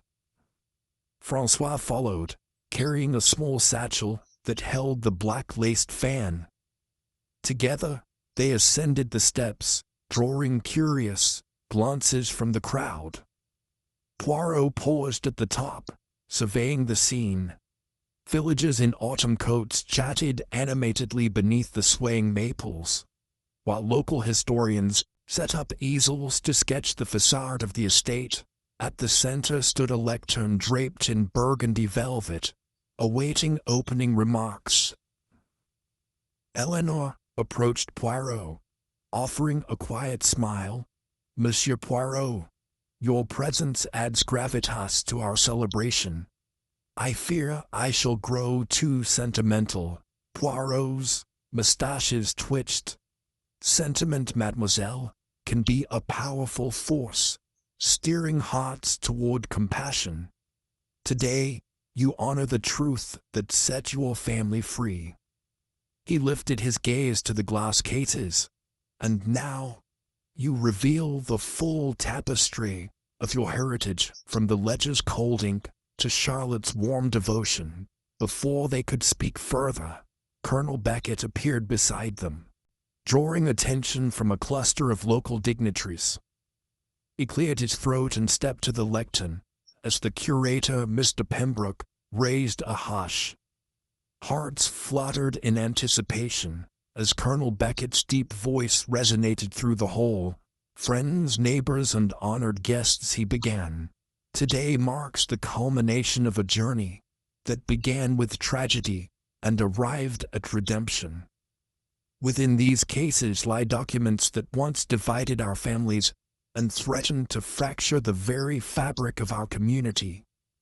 Yet, in their unveiling, we have found not only scandal, but also sacrifice, love, and ultimately forgiveness. May this exhibition remind us that truth, though sometimes harsh, can pave the way for unity." Soft applause rippled through the crowd. Eleanor and Victor stood at either side of their father, their expressions a blend of pride and solemnity. Beatrice Ellsworth stood a few paces behind, her head held high, hands folded over a small bouquet of chrysanthemums, Charlotte's favorite flower, she had learned from the diaries. After Colonel Beckett's address, the crowd dispersed to explore the cases. Poirot guided Eleanor toward the black-laced fan, now displayed beneath soft lighting. Townsfolk lingered to admire its craftsmanship, oblivious to its role as a harbinger of doom. Poirot bowed slightly, as though acknowledging the fan's dual nature. a thing of beauty that had nearly caused irreparable harm. "Observe," Poirot murmured, indicating the fine embroidery. "Note how one delicate thread, when tugged at the wrong time, can unravel an entire pattern. Yet, see also how, once revealed, that same flaw taught us lessons of courage and compassion." Eleanor studied the fan, tracing her fingertips over the initials R.E. She nodded thoughtfully. "I see now that Henry's greatest gift was showing us how to look beneath the surface. This fan, and all it symbolizes, taught us to question, to learn, and to forgive." They moved on to the ledger, its pages laid open beneath glass. Visitors peered in wonder at the names, dates, and transactions that had long lain hidden. Lydia and Samuel stood nearby, volunteering as guides. Lydia explained to a group of school children how the ledger chronicled forged debts and blackmail, while Samuel pointed out how its revelations spurred reforms in the village's charitable trusts. One of Henry's enduring legacies. At the far end of the room, a booth displayed Charlotte and Edward's letters. Beatrice, flanked by Margaret Beckett, escorted visitors through the bundle. Each letter bore the patina of time and the weight of an era when reputation could destroy a family. Visitors gasped as they read Charlotte's plea to preserve Edward's honor, then wiped tears at Edward's proclamation of sacrifice, and finally sighed at Charlotte's farewell from Florence. Some visitors wept softly. Others exchanged hushed words of mourning and admiration. The letters humanized the ledger's dry figures, revealing the depth of emotion behind each signature. Marian Sterling, standing near the final letter case, watched quietly as strangers responded to Charlotte's courage. Over the past months, Marian had resumed her duties at the hall, dedicating herself to community service and scholarship oversight. Now, she knelt beside a little girl, explaining how even flawed choices could be redeemed through sincerity. The child looked up at her, wide-eyed, as though absorbing a lesson that transcended textbooks, an unspoken testament to Henry's belief that education must encompass morality. By midday, the exhibition had become more than a display of family relics.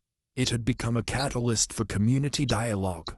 Local historians discussed incorporating the Radcliffe-Ellsworth saga into the village's heritage tours.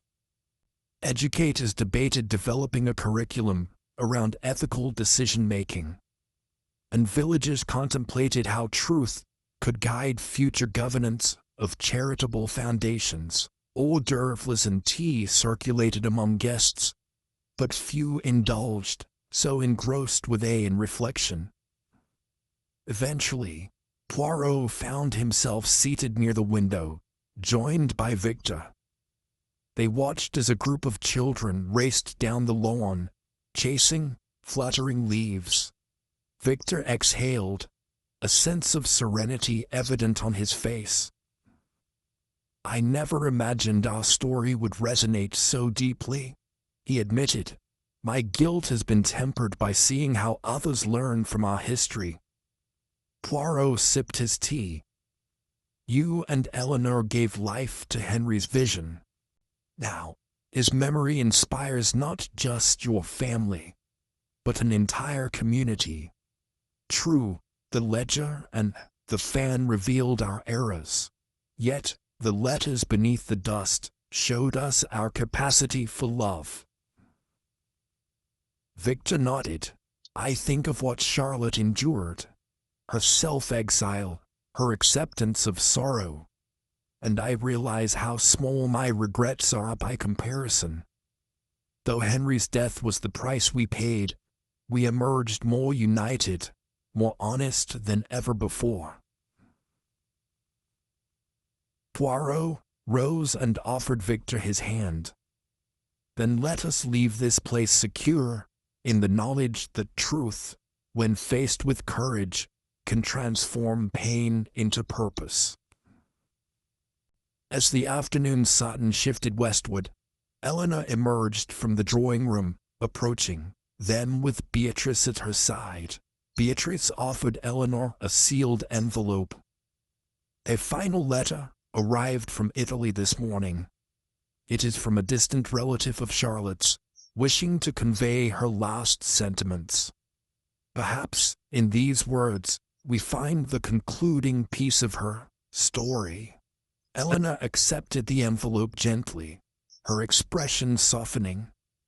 Beside her, Poirot recognized the spark of anticipation that had guided his own investigation from the outset.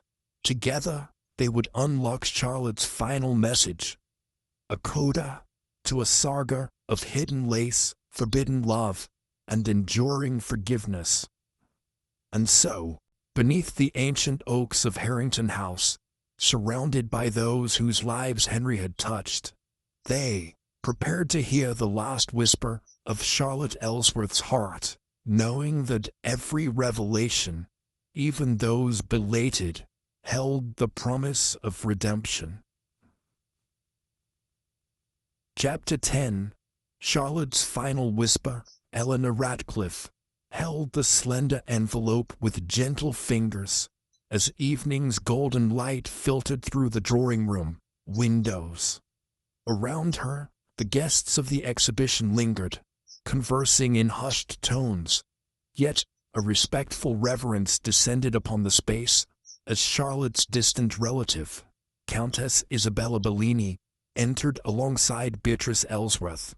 The Countess carried herself with poised dignity, her dark eyes reflecting the years Charlotte had spent in Italy.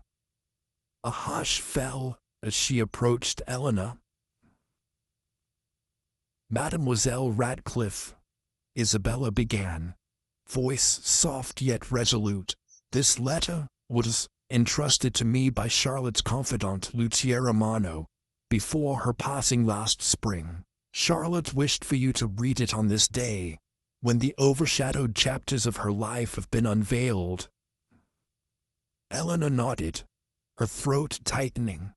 She broke the seal with trembling hands and unfolded the aged parchment. The script, in elegant Italian cursive, bore Charlotte's final words dated April 12, 1921. "My dearest Eleanor, if you hold this letter, it means that life has carried these stories to fruition. 50 years have passed since I first laid eyes on Edward Radcliffe. In those days, I believed our love would conquer all, yet the ledger's dark truth drove me into exile. I bore my sorrow in silence, but my heart never ceased to hope that forgiveness might flourish between our families. I lived in Florence for the remainder of my days, devoting my time to the arts, to weaving tapestries of memory from threads of longing. Yet, I never regretted my sacrifice. If my absence allowed Edward to sustain his family's honor, then the price was worth the peace it brought him. In my final years, I learned of Henry Radcliffe's efforts to reveal the ledger's existence. I wept with relief that the ledger would no longer lie hidden, that the truth would free Radcliffe and Ellsworth descendants from shame. And when I heard of Henry's tragic passing, sorrow gripped me, for I knew he paid the ultimate price for justice. I ask you, dear Eleanor, to cherish Henry's memory by nurturing compassion in your hearts. Let the ledger's legacy guide you, not toward vengeance, but toward understanding. Love is a fragile blossom, easily crushed by pride or fear. Cultivate it with patience, and let truth be your gardener. Finally, know that in my final hours, I prayed for unity between our families. May this exhibition stand as testament that truth, once illuminated, can heal even the deepest wounds. With love beyond years, Charlotte Ellsworth. Eleanor's breath caught, and her eyes filled with tears as she lowered the letter. Victor stepped forward, gently placing a hand on his sister's shoulder. Colonel Beckett and Margaret Beckett exchanged glances, reflecting on the decades of hidden longing now laid bare. Beatrice Ellsworth watched with reverent quiet, her lips pressed together in gratitude for Charlotte's enduring grace. Poirot rose from his seat near the window, his dark eyes misted with emotion. Charlotte's words carry the wisdom of a lifetime in exile, he said, voice hushed. She understood that truth, when met with courage and compassion, can sow the seeds of reconciliation. He paused, allowing the weight of Charlotte's message to settle among the assembled family and guests. Her final request is that love be nurtured, not crushed by pride. Let us honor that wish. Eleanor folded the letter thoughtfully. Charlotte's sacrifice ensured our family's integrity, and Henry's sacrifice brought her story to light. Together, their legacies have guided us here. She looked around at Victor, Beatrice, and the Becketts. May we carry forward their lessons, to seek truth with humility and to foster forgiveness. Beatrice stepped forward, voice soft yet steady. As Charlotte's descendant, I pledge to maintain her memory through the arts and charitable works. I will establish a fund in Florence to preserve the sites where she lived and to support young artists, her way of transforming sorrow into beauty. Victor nodded in approval. Your gesture honors Charlotte's spirit, Cousin Beatrice. In return, I vow that the Radcliffe Scholarship Hall will include a fellowship for Italian art students, strengthening ties between England and Italy. In this way, we extend the hand of friendship Charlotte always envisioned. Colonel Beckett raised a glass of elderflower cordial. To Charlotte and Henry, whose intertwined destinies taught us that truth, when faced with integrity, can restore both honor and hope. May their memories continue to guide us. Glasses lifted in solemn tribute, lantern light flickered across faces lined with both joy and sorrow. The room filled with a fragile sense of closure and possibility. Later, as guests departed and the Radcliffe family lingered beneath the chandeliers, Poirot remained near the fan's display case, contemplating how a simple lace pattern had unraveled centuries of silence. François approached quietly, extending a tray with 2 cups of tea. The lettre Montmartre was most moving. The Countess's presence brought dignity to Charlotte's final wish. Poirot accepted a cup, his mustaches curling in a faint smile. Yes, François. It is as though Charlotte's voice echoes through time, reminding us that love and truth must coexist. Now, the ledger no longer burdens our shoulders. The letters no longer whisper from hidden pages. Everything stands in the open, bathed in understanding. As the family gathered one last time in the drawing room, Poirot guided them to a final tableau. The black-laced fan, the open ledger beneath glass, Henry's journal beside a newly framed portrait and Charlotte's letter displayed under protective acetate. Each item spoke of sacrifice, sorrow, and ultimately, redemption. Eleanor traced her fingertips across Charlotte's letter, feeling the texture of aged parchment. Monsieur Poirot, she said softly, without your little gray cells, none of this would have been possible, we owe you a debt of gratitude beyond measure." Poirot inclined his head. Modesty softened his features. "It was your family's courage that shaped this journey. I merely followed the clues." He turned to Beatrice. "And you, mademoiselle, bridged the chasm of years, bringing Charlotte's final wishes to fruition." Beatrice met his gaze with gratitude. "Thank you, Monsieur Poirot. Your guidance restored not just our names, but our capacity for compassion." Silence fell as each person contemplated the arc of events. A fan's hidden cipher, a ledger's secrets, a cousin's tragic death, and a woman's lifelong devotion.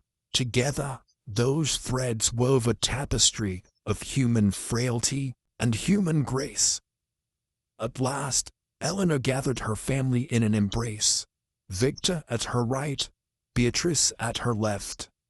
Colonel and Margaret Beckett stood behind them, smiling through tears. Poirot remained a step apart, observing the harmony that emerged from discord.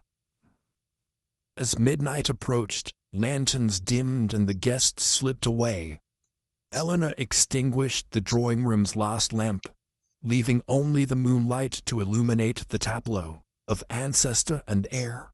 Poirot placed the black-laced fan back in its silken pouch and prepared to depart. On the gravel of the drive, Poirot paused to look back at Harrington House. The distant echoes of laughter and hope drifted through the night air. He lifted his hat to the manor, acknowledging the final chapter closed and the new one begun. "Farewell, dear friends," he murmured.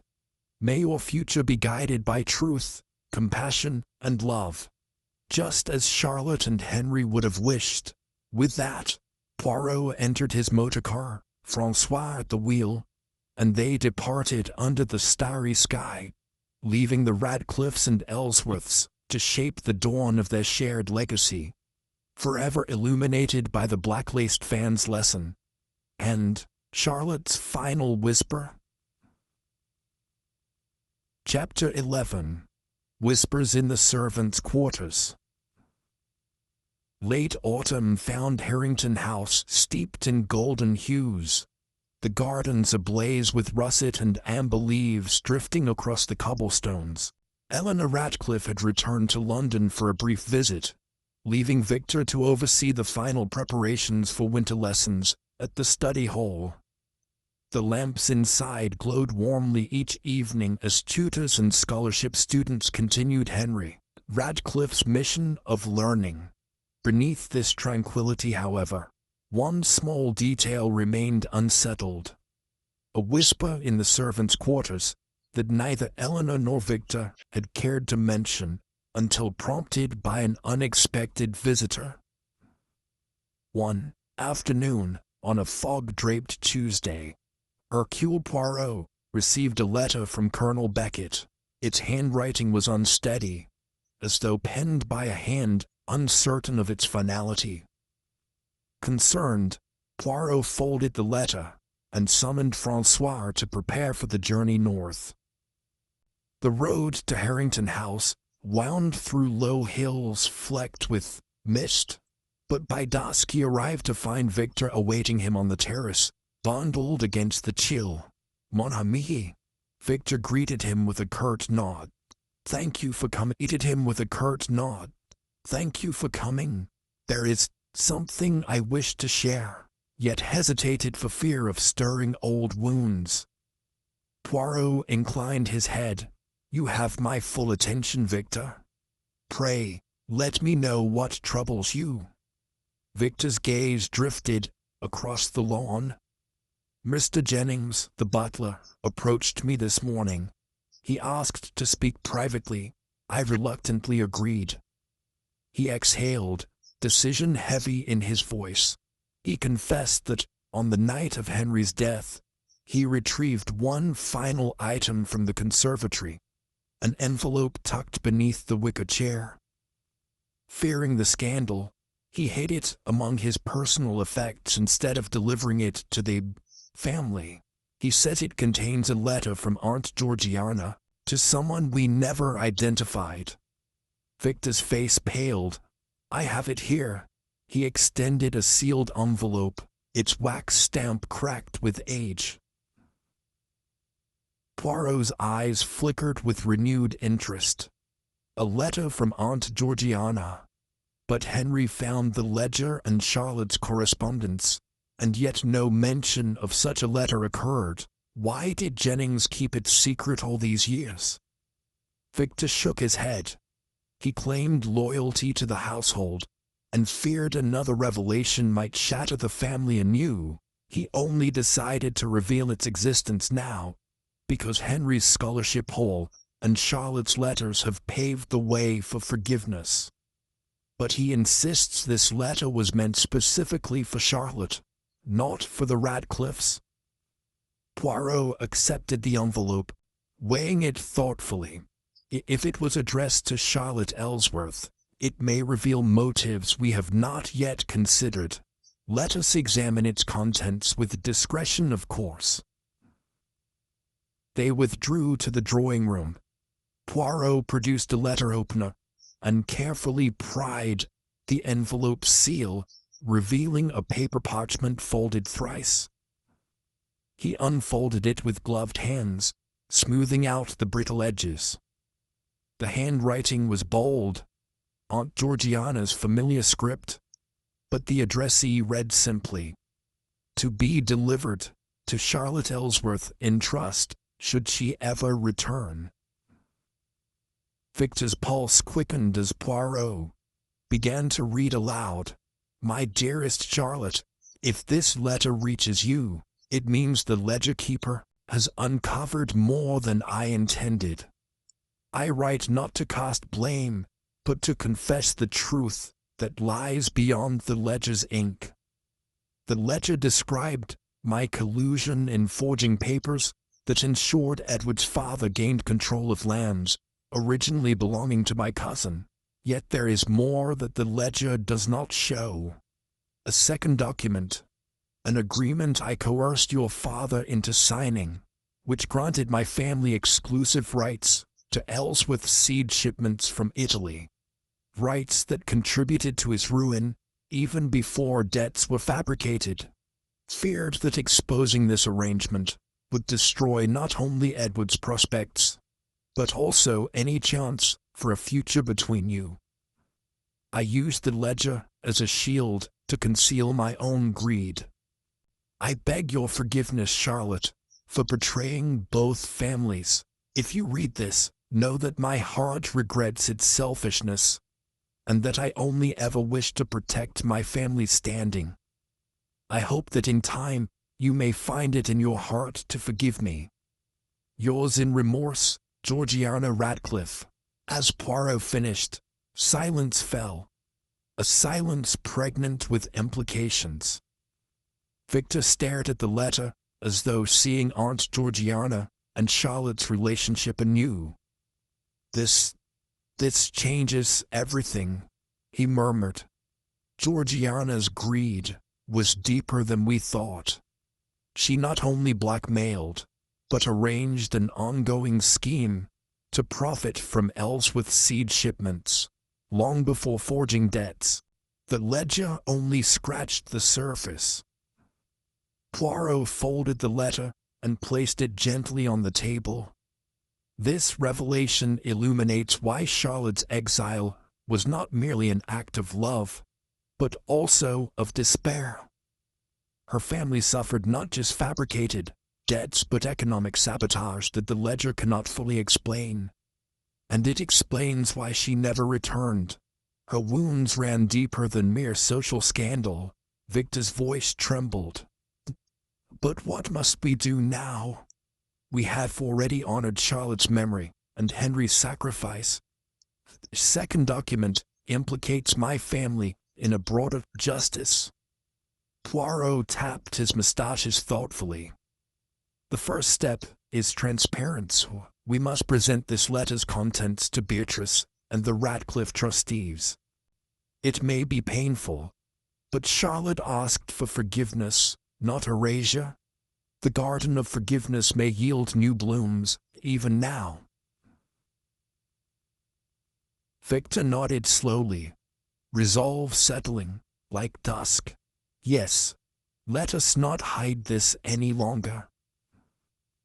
That evening, the family gathered in the drawing room with Beatrice Ellsworth. Eleanor having returned early from London, upon learning of this development, Colonel and Margaret Beckett sat solemnly, while Victor read Georgiana's letter aloud. Beatrice's eyes filled with tears, as she absorbed the depth of her great-aunt's remorse, and the further betrayal of the Ellsworth name. I am honored that Georgiana entrusted this to Charlotte in the first place, Beatrice said softly. Even in her regret, she recognized that Charlotte deserved the whole truth. Now, I extend my forgiveness, extended to the living and the dead alike. Eleanor reached for Victor's hand, her voice steady, but charged with emotion. We understood the letter's scope, but Aunt Georgiana concealed more. Yet her sorrow and this revelation allow us to grasp the full measure of Charlotte's sacrifice. Let us commit to sharing this truth in our exhibition as well, completing the story. Poirot inclined his head. Honesty, however late, is the keystone of justice.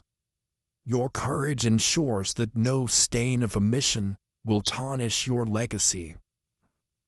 Colonel Beckett rose, gravely determined. Then we shall amend our documents and present this letter, alongside Henry's ledger, Charlotte's letters and his journal. Our family's path forward will be paved with the unvarnished truth. As the fire crackled and the night deepened, a renewed sense of purpose settled over the assembled families. The black-laced fan, the ledger, every letter, and now this final confession. Each item stood as testament to human frailty and the possibility of redemption. And though Aunt Georgiana's transgressions cast fresh shadows, they also illuminated the resilience of love and forgiveness, qualities that, like a seed, could blossom even in the most soil of betrayal. In the quiet that followed, Poirot slipped into the hallway, pausing at the door to the study hall. He imagined the students within, now too old to remember Henry's face, but living under the light of his ideals. He smiled to himself, knowing that every whisper of truth, however belated, would ripple through generations, ensuring that no family secret could remain shuttered forever. With a final glance at the illuminated windows of Harrington House, Poirot departed into the night, certain that the final chapter, the one written beneath the dust, would bring both families to full circle, and in that circle lay the promise that though human hearts may err, they also possess the capacity to heal.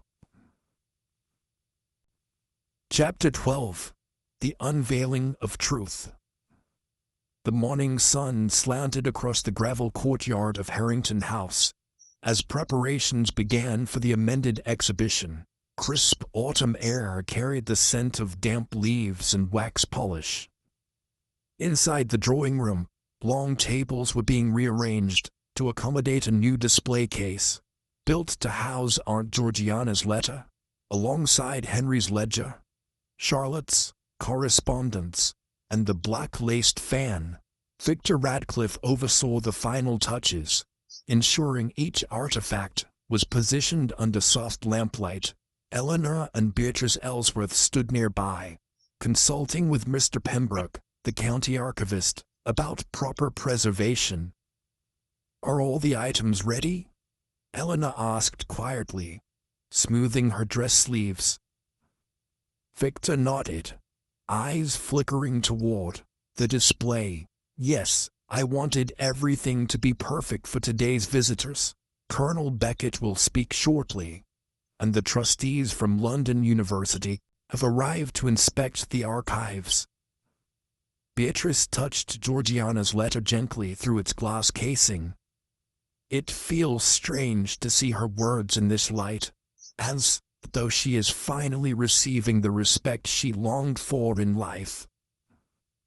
Elena smiled, though a trace of sadness lingered in her eyes. Mother forgave her long ago, but now the world will understand the full measure of her actions.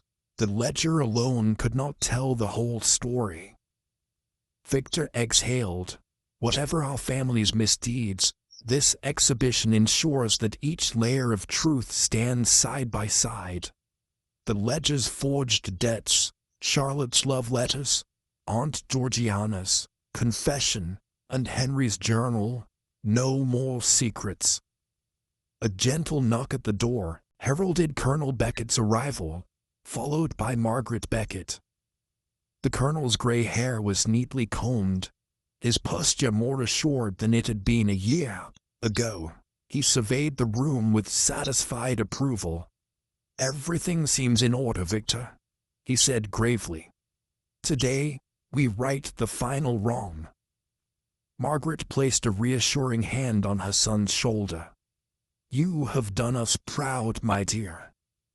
In the chill hallway, estate manager Mr. Perkins ushered dignitaries, local historians, and trustees into the drawing room, where a small audience gathered. At precisely 10 o'clock, Colonel Beckett stepped to the lectern, clearing his throat to command attention. The hush that fell over the room spoke of the solemnity of the occasion. "Ladies and gentlemen," he began, voice resonant, "we are met again in this place to present to you the complete history of the Radcliffe and Ellsworth families. History that was, until now, partially concealed. Today's exhibition includes 4 key elements. The ledger brought to light by my nephew Henry. The love letters exchanged between Charlotte Ellsworth and Sir Edward Radcliffe. Henry's own journal, which guided our understanding. And finally, a letter written by my sister Georgiana Radcliffe, confessing her deeper betrayal. By presenting these documents together, we hope to ensure that no aspect of our past remains hidden." A respectful silence followed his words. Eleanor and Beatrice stepped forward to lift the protective drapes that concealed the new display case. Beneath the glass lay Georgiana's letter, its wax seal visible in the center. Visitors gasped softly as their eyes fell upon it. Margaret Beckett cleared her throat. "This letter was discovered only recently, hidden beneath the wicker chair in the conservatory after Henry's death. Mr. Jennings, our faithful butler, retrieved it, but, fearing further scandal, concealed it for many years. Now, it stands alongside these other artifacts as a testament to both error and contrition." Mr. Pembroke approached the case to read aloud the salient passage. "I used the ledger as a shield to conceal my own greed. I beg your forgiveness, Charlotte, for betraying both families." His voice trembled slightly at Georgiana's words. Eleanor, voice steady, added, "My aunt's actions extended beyond forging debts. She arranged an agreement to divert Ellsworth seed shipments, action that devastated Charlotte's family before the ledger was even created. By exposing this broader betrayal, we honor Charlotte's wish for truth, not vengeance." Beatrice stepped forward, eyes glowing with compassion. "Charlotte endured exile and sorrow out of love for Edward, and in her final days, she prayed for unity. Today, we fulfill that prayer. I, Beatrice Ellsworth, stand ready to forgive and to build a future founded on honesty. I invite you all to join me in this effort. Polite applause rippled through the assembled guests, some dabbing eyes. Among the crowd, Lydia Marsh and Samuel Cole, now graduates of the Radcliffe Scholarship Hall, observed with admiration. Lydia whispered to Samuel, "Their courage shows how even families can heal when everything is laid bare. I hope others learn from this example." Samuel nodded. Henry believed education could change lives. I see now it can change histories. After the formal speeches, visitors moved through the room, viewing each artifact in turn. The black-laced fan still captivated onlookers with its delicate embroidery. Henry's journal offered personal reflections on justice, and Charlotte's letters revealed a love destined to sacrifice. But it was Georgiana's confession that drew most attention, for it challenged assumptions and demanded empathy. Many spoke in hushed tones of how they had once pitied Georgiana for her scandalous reputation, only to realize her own remorse held a power equal to her misdeeds. As the morning wore on, Colonel Beckett and Eleanor mingled with the guests. A distinguished professor from London University approached Eleanor, offering applause. "Miss Radcliffe, this exhibition surpasses any archival presentation I have seen. It is rare to witness such candor, especially when family pride tempts concealment. You and your brother have set a fine example." Eleanor inclined her head, smiling gratefully. "Thank you, Professor. We hope others will see how truth, though sometimes painful, ultimately strengthens character and community." Nearby, Beatrice conversed with Mr. Higgins, the mill owner. "Miss Ellsworth," he said, "your great-aunt's letters moved us all. I plan to include her story in our local historical society's next lecture. Her life shows that forgiveness, once earned, can reshape entire communities." Beatrice nodded, her heart warmed by the reception. "Thank you, Mr. Higgins. That was Charlotte's hope, to inspire others. If even one person learns compassion from her story, her sacrifice was not in vain." As the afternoon sun dipped lower, Francois entered with a silver tray bearing tea and small pastries. Guests paused their discussions to refresh themselves. Poirot, observing from a corner, toyed with his mustache as he watched myriad faces. Teachers, villagers, and dignitaries, all reacting to the display. His little gray cells warmed at the thought that the final piece of the puzzle had been placed, and that the tapestry now shone with complete clarity. Victor approached Poirot, offering him a cup of tea.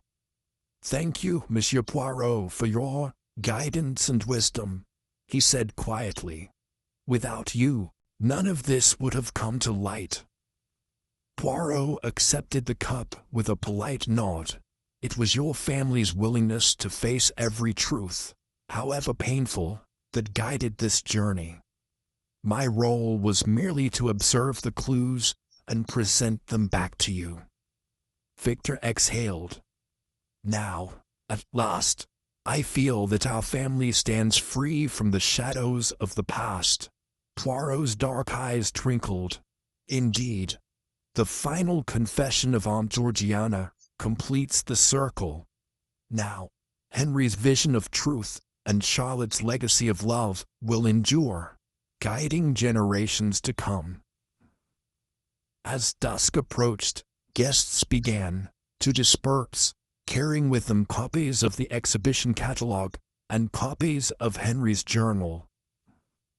In the gathering twilight, the lights within the drawing room cast a soft glow through the windows. an enduring beacon of transparency. Outside, leaves rustled in the evening breeze, as though whispering their approval of the Radcliffe and Ellsworth families' brave decision to lay every secret bare. Eleanor and Victor stood together near the door, watching their guests depart. Eleanor took a deep breath. "Victor, it is done. Every chapter of our history, dark and light, now stands open to the world." Victor smiled, though his eyes glistened. "Yes, sister.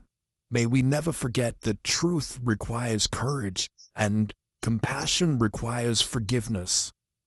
Hand in hand, they closed the drawing-room door behind them, sealing the final exhibit under lock and key, only to reveal its lesson to future visitors who sought to learn that honesty can heal even the deepest wounds. In the hush of Harrington House, the two siblings felt a profound peace settle over them, knowing that their family's legacy had been restored, and that Henry's and Charlotte's spirits would live on in every scholar's quest for knowledge, and every heart brave enough to seek the truth.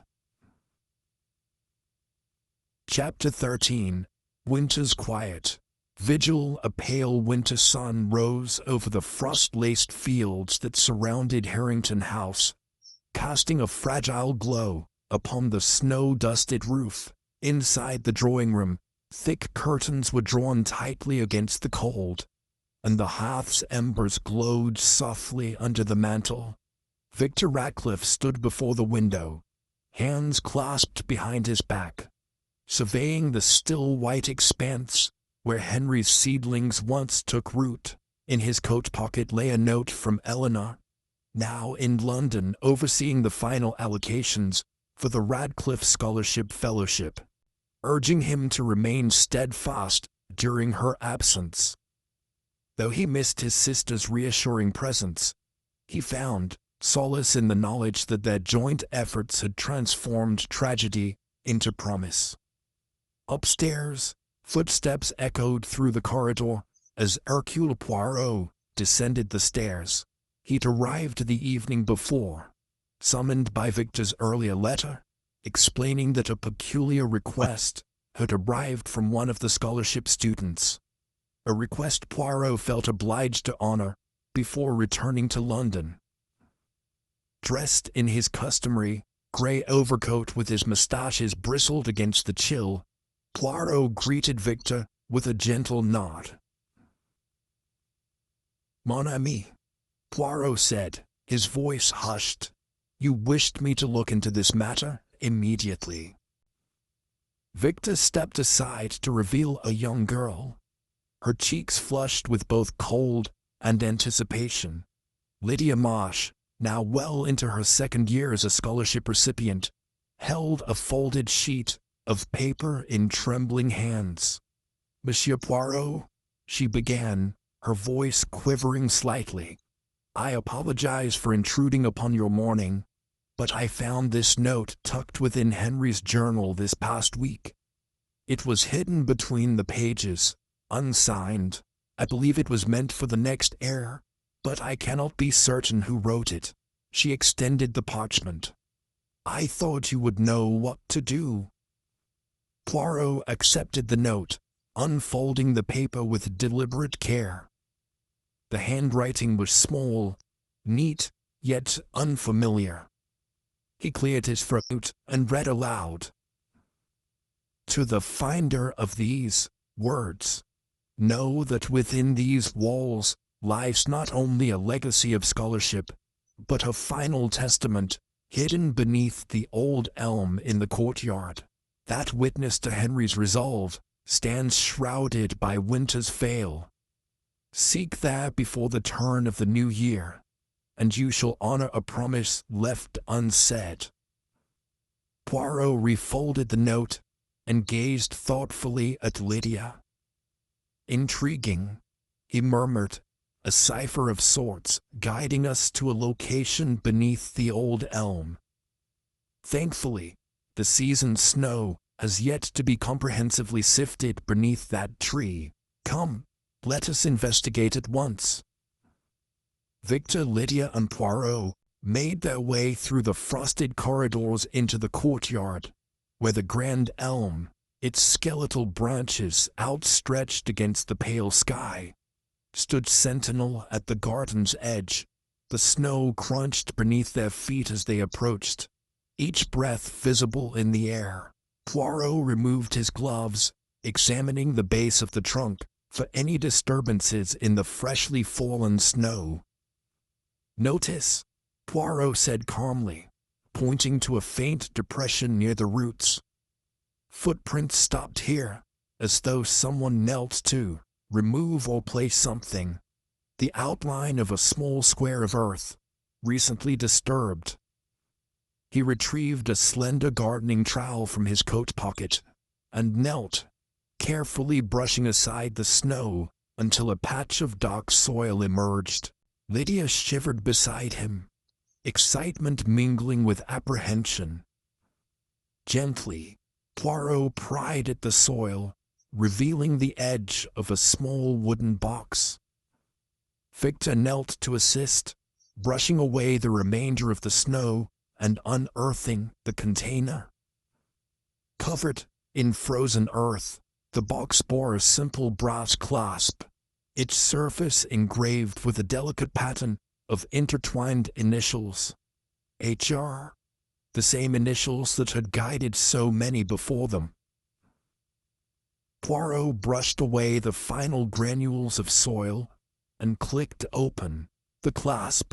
Inside lay a folded leather pouch, tied with a thin velvet ribbon.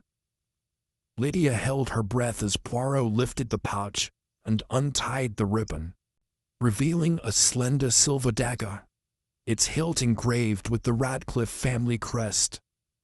Next to the dagger was a slip of parchment bearing Henry's handwriting.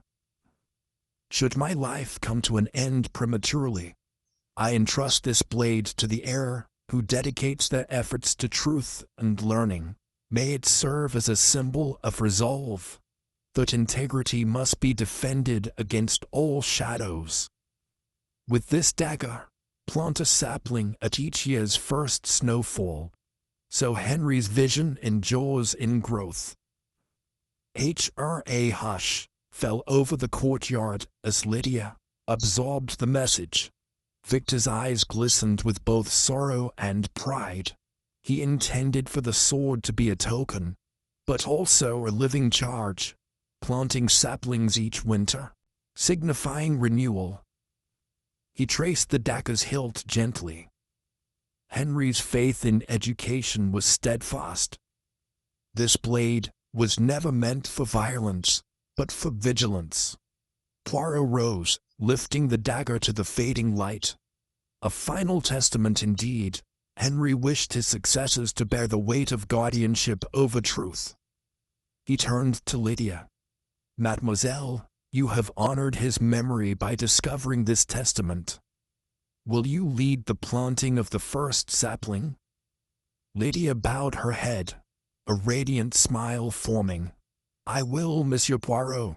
I promise to honor Henry's wish." Victor nodded gravely. "Then let us choose a sapling now, before the light fades." Nearby, a gardener who had been pruning a row of hedges joined them, carrying a slender fir sapling tied in burlap. Victor accepted the sapling, and together with Lydia and Poirot, they placed it into the shallow hole, the dagger resting on the snow beside them like a silent god. Hands clasped around the sapling's root ball, they filled the hole with soil, each handful pressing firmly. As they worked, the first faint flurry of snowflakes drifted from the gray sky, dusting the ground in soft crystals. When the sapling stood upright, Victor picked up the dagger and gently thrust it into the earth beside the new growth, as though staking a promise into the frozen ground. Lydia stepped back and placed a hand atop his shoulder, a gesture of unity across generations. Poirot surveyed the tableau with a serene expression His mustaches bristled in the cold. From this winter's vigil shall spring future springs of knowledge, Poirot proclaimed softly, and Henry's vision lives on, not just in scholarships, but in these living sentinels that bear witness to each year's renewal. Over the next hour, Lydia and Victor planted 2 more saplings in smaller clearings beneath the elm, each accompanied by the dagger as a marker and memorial to Henry's resolve.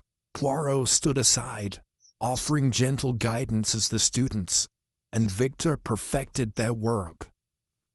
Though the courtyard lay quiet, the act of planting resonated with hope, each sapling a testament to perseverance, each blade of soil a vow to protect, honesty, and learning. As the final sapling was nestled into its bed, the full weight of Henry's legacy settled upon all present. The courtyard, once a site of mourning and revelation, would now become a grove of remembrance. Each year, beneath snowfall and thaw alike, a new sapling would rise under the watchful gaze of the dagger, reminding future heirs of their duty to defend truth, to cultivate minds, and to honor the memory of a young man whose quest for justice forever changed their world. Poirot folded his gloves around the dagger's hilt and brushed a light drizzle of snow from his shoulders. He placed the dagger gently upon the roots of the first sapling, its silver surface glinting in the dim winter light. Lydia and Victor stepped back, lips curved with quiet reverence, while Poirot surveyed the scene with satisfaction. "Mon ami," Victor said, voice low, "I believe Henry's spirit rests easier now that his final wish is fulfilled." Poirot inclined his head, the corners of his mouth lifting in a small smile. "Indeed, each sapling sown is a pledge to truth, and in time, these trees will stand tall as guardians of his legacy. Now, Victor, my work here is done, though my admiration for your family's courage will endure." Victor offered Poirot his hand. "Thank you, Monsieur Poirot. Your faith in us guided every step." As Poirot exited the courtyard, Lydia paused beside the first sapling, her breath visible in the cold air.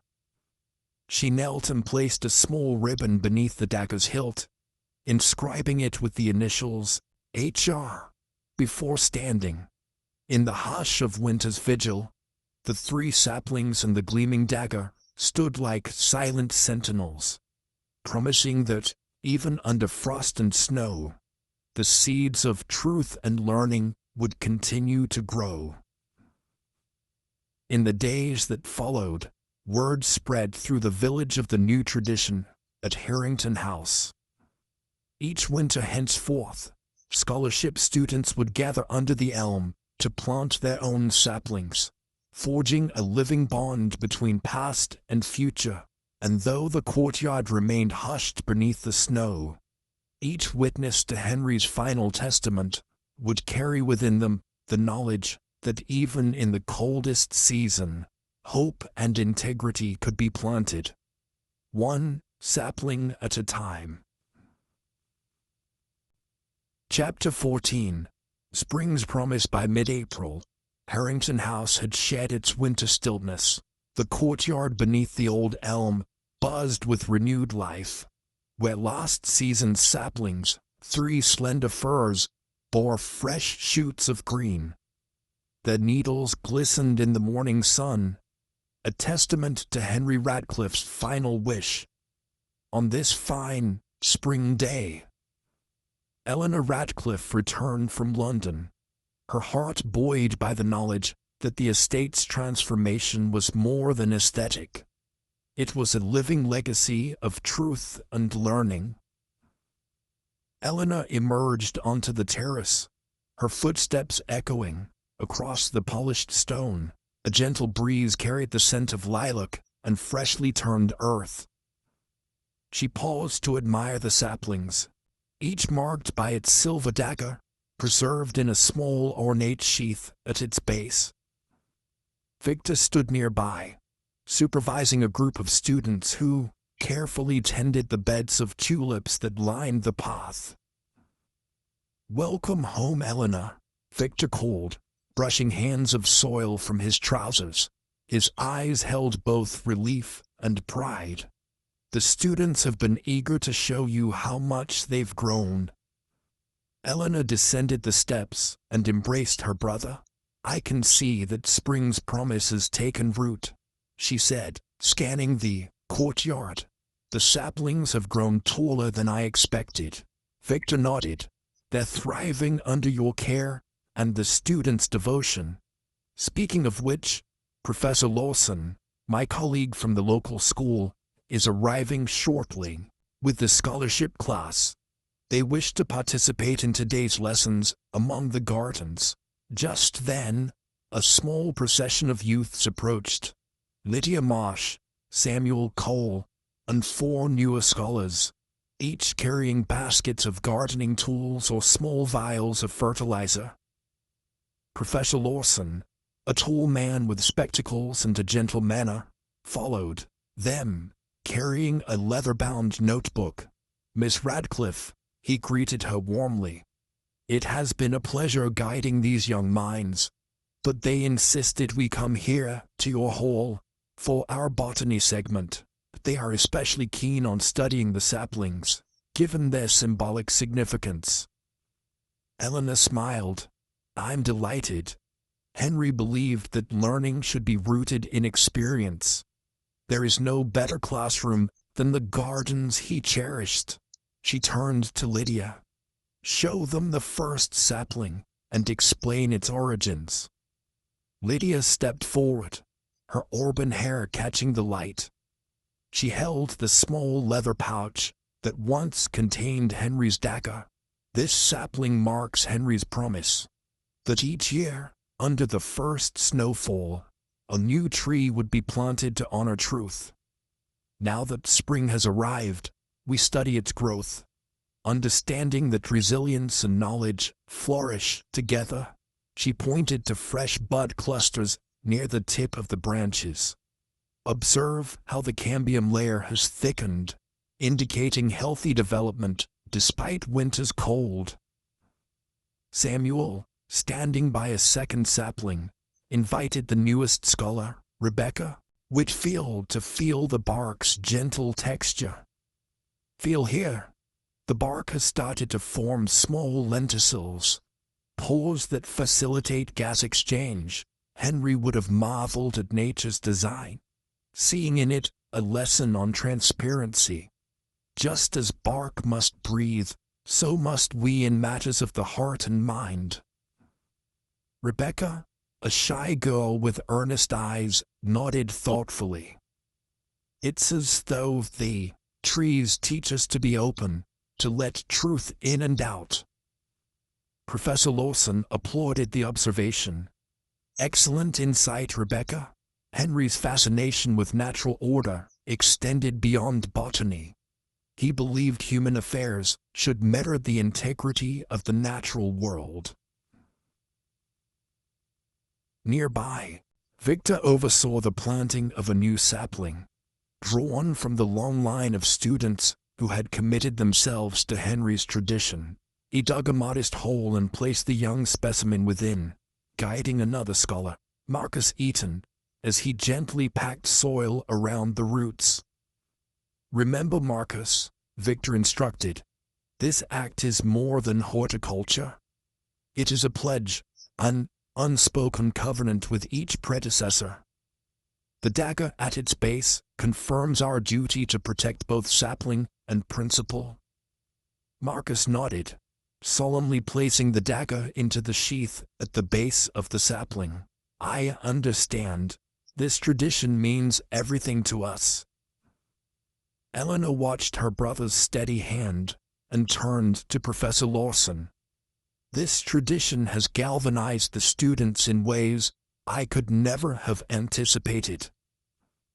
Professor Lawson adjusted his glasses, Indeed, Miss Radcliffe, the garden serves as a living curriculum, one that informs their ethics as much as their academics.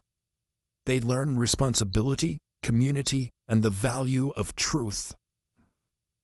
Eleanor's gaze lingered on the procession. She recalled Henry's meticulous journal entries, how he had observed buds forming on these very grounds, unaware that one day they would be his memorial. She felt both grief and gratitude. Sorrow for what was lost, gratitude for what endured. A gentle rustle of wind had stilled, and suddenly Francois appeared at the courtyard entrance, carrying a tray of potted primroses. Madame Eleanor, Monsieur Victor, these primroses are for the study hall interior. I thought the students might appreciate them in their afternoon lectures. Eleanor accepted a pot, admiring the soft yellow blooms. Merci, Francois. They will bring a touch of spring indoors. Victor took another pot. Perhaps I shall arrange a small ceremony this evening, placing these flowers beside Henry's portrait in the drawing room. Eleanor nodded, a fitting tribute. Later, we will gather in the parlor to read from his journal and celebrate the season he loved so dearly. As the clock in the bell tower struck 10, a voice called from the top of the terrace steps, "Monsieur Poirot, your presence is requested." Eleanor turned to see Poirot descending the stone steps, his usual composed demeanor in place, though his eyes reflected the soft joy of reunion. He carried in one hand the black-laced fan, its intricate lacework still undiminished by time. "Ah, Monsieur Poirot," Eleanor greeted him, crossing the courtyard. "You have joined us for the festivities." Poirot smiled, tucking the fan into the folds of his coat. "Mon ami, I could not remain in London while spring prospered here. The saplings have grown splendidly, yes."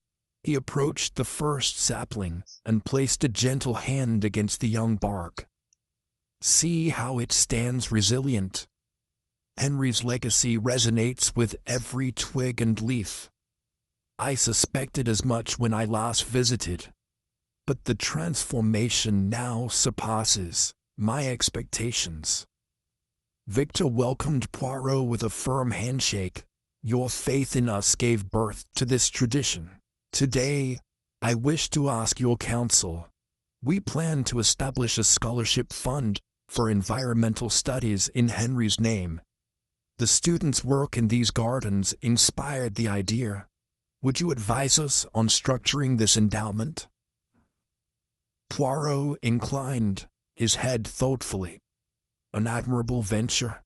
Henry believed knowledge balanced inclinations towards secrecy and justice. An environmental scholarship would perpetuate his ideals, encouraging stewardship of both land and conscience. I suggest naming it the Radcliffe Henry Fellowship for Ethical Ecology. Criteria should include both academic merit and demonstrated commitment to integrity, echoing Henry's values. Victor's eyes brightened. "That is perfect. We shall propose it to the trustees and dedicate the first awards at next spring's planting ceremony." Eleanor joined them, her gaze alight. "This season brings new beginnings. Tomorrow, I will return to London to finalize the fellowship's charter. But today, let us celebrate the promise spring affords." As the students gathered around, Professor Lawson began a short lecture on plant anatomy. Lydia and Samuel assisted by distributing notebooks and drawing diagrams. Snowdrops and crocuses peeked from under ivy near the garden walls, while bird song filled the air, a chorus of life renewed. Poirot observed his little gray cells at ease. He watched Lydia demonstrate how to measure chlorophyll content in newly sprouted leaves, and saw Rebecca eagerly record data. The courtyard, once a place of revelation and reconciliation, now brimmed with the laughter of youth and the earnest pursuit of knowledge. Eleanor paused beside Lydia, watching her explain the significance of spring's first bloom. "Your teaching flourishes, Lydia," she said softly. Lydia beamed. "It feels right to pass on Henry's love of learning. I only wish he could see how far we've come." Eleanor laid a reassuring hand on Lydia's shoulder. "He sees it in every petal and leaf. His vision lives through you all." As the lecture concluded, sunlight broke through scattered clouds, illuminating the courtyard in a warm, golden glow. Poirot joined Eleanor and Victor beneath the elm, where the saplings stood vigil. The three companions gazed at the young trees, each one a silent hymn to Henry's legacy. "In time," Poirot said, "these trees will tower above us, their roots deep as the truths they symbolize, and like them, our commitment to knowledge and integrity will endure, season after season." Victor nodded, resolve unwavering. "Then let us fulfill Henry's promise, planting new saplings and nurturing new minds. In that way, his spirit shall remain ever present." Hand in hand, Eleanor and Victor watched Lydia lead the students in a prayer of thanks for spring's bounty and an affirmation of their commitment to truth. The black-laced fan fluttered gently in Poirot's grip as he stood among them, a witness to the transformation he had helped initiate. Beneath the ancient elm, once the site of secrets now laid bare, the courtyard hummed with life. In that moment, amidst the burgeoning blooms and the laughter of youth, Henry's promise blossomed fully. That truth and learning, like spring's own emergence, could bring renewal to all who embraced them. Chapter 15. Midsummer's Reckoning. The height of summer, Harrington House radiated warmth and vitality. The tulips had given way to roses, the lily beds burst with color, and the three fir saplings now stood nearly twice the height they had been in spring. Inside the study hall, windows flung open to catch gentle breezes.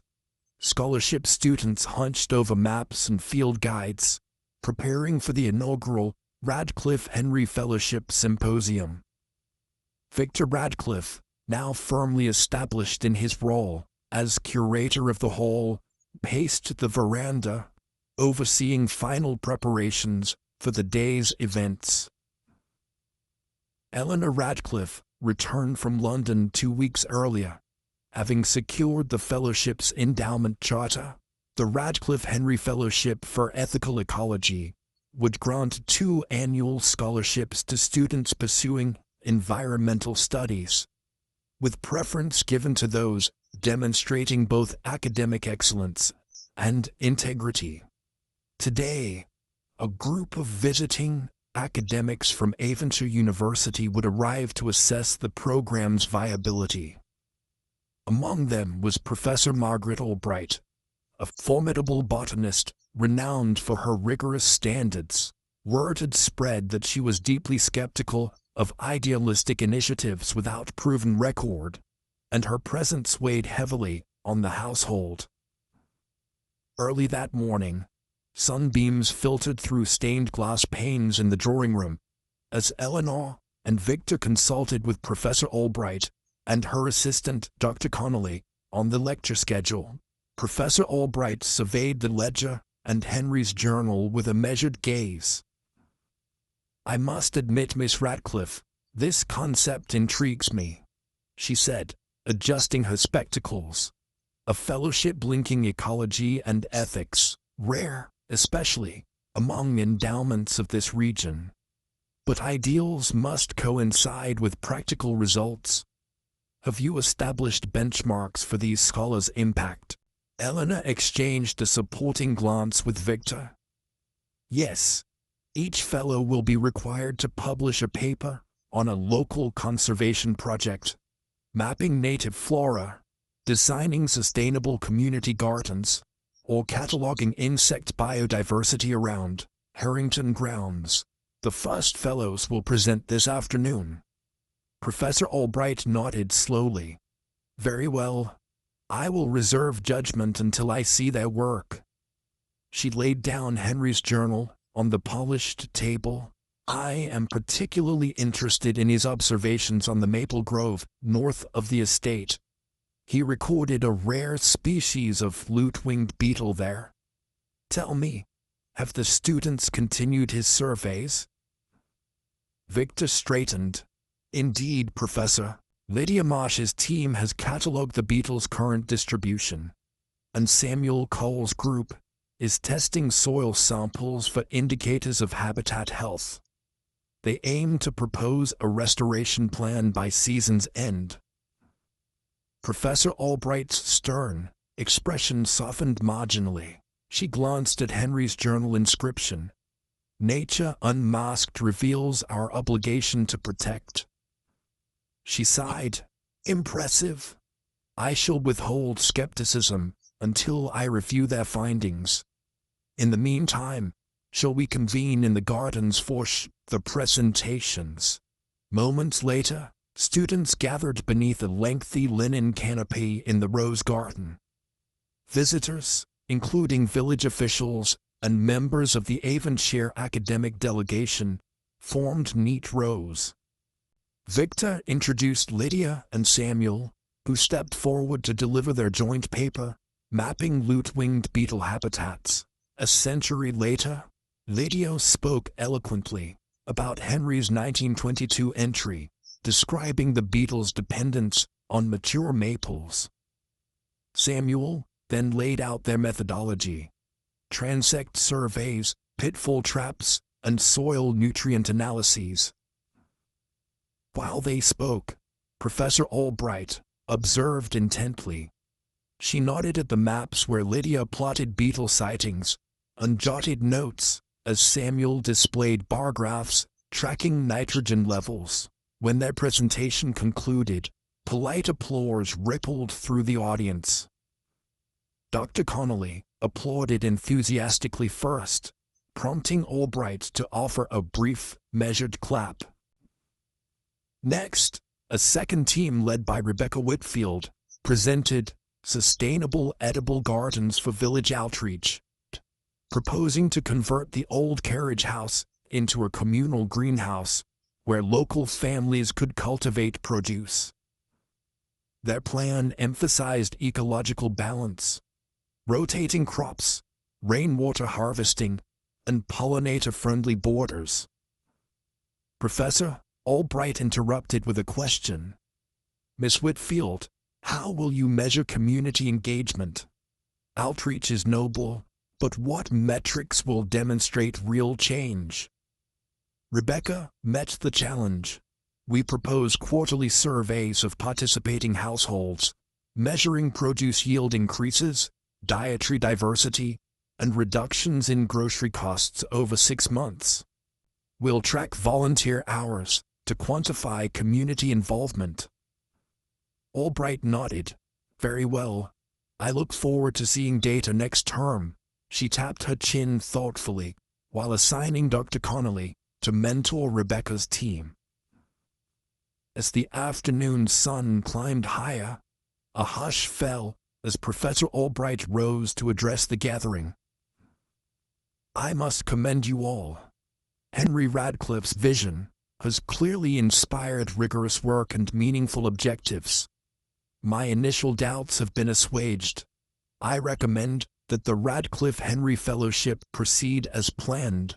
The assembled crowd exhaled in relief and gratitude. Moments later, as applause swirled, Poirot emerged from the drawing room, wearing a crisp linen suit that suited the summer weather. He carried the black-laced fan, though its lacework now seemed merely ornamental compared to the tangible progress unfolding before him. He bowed to Eleanor and Victor.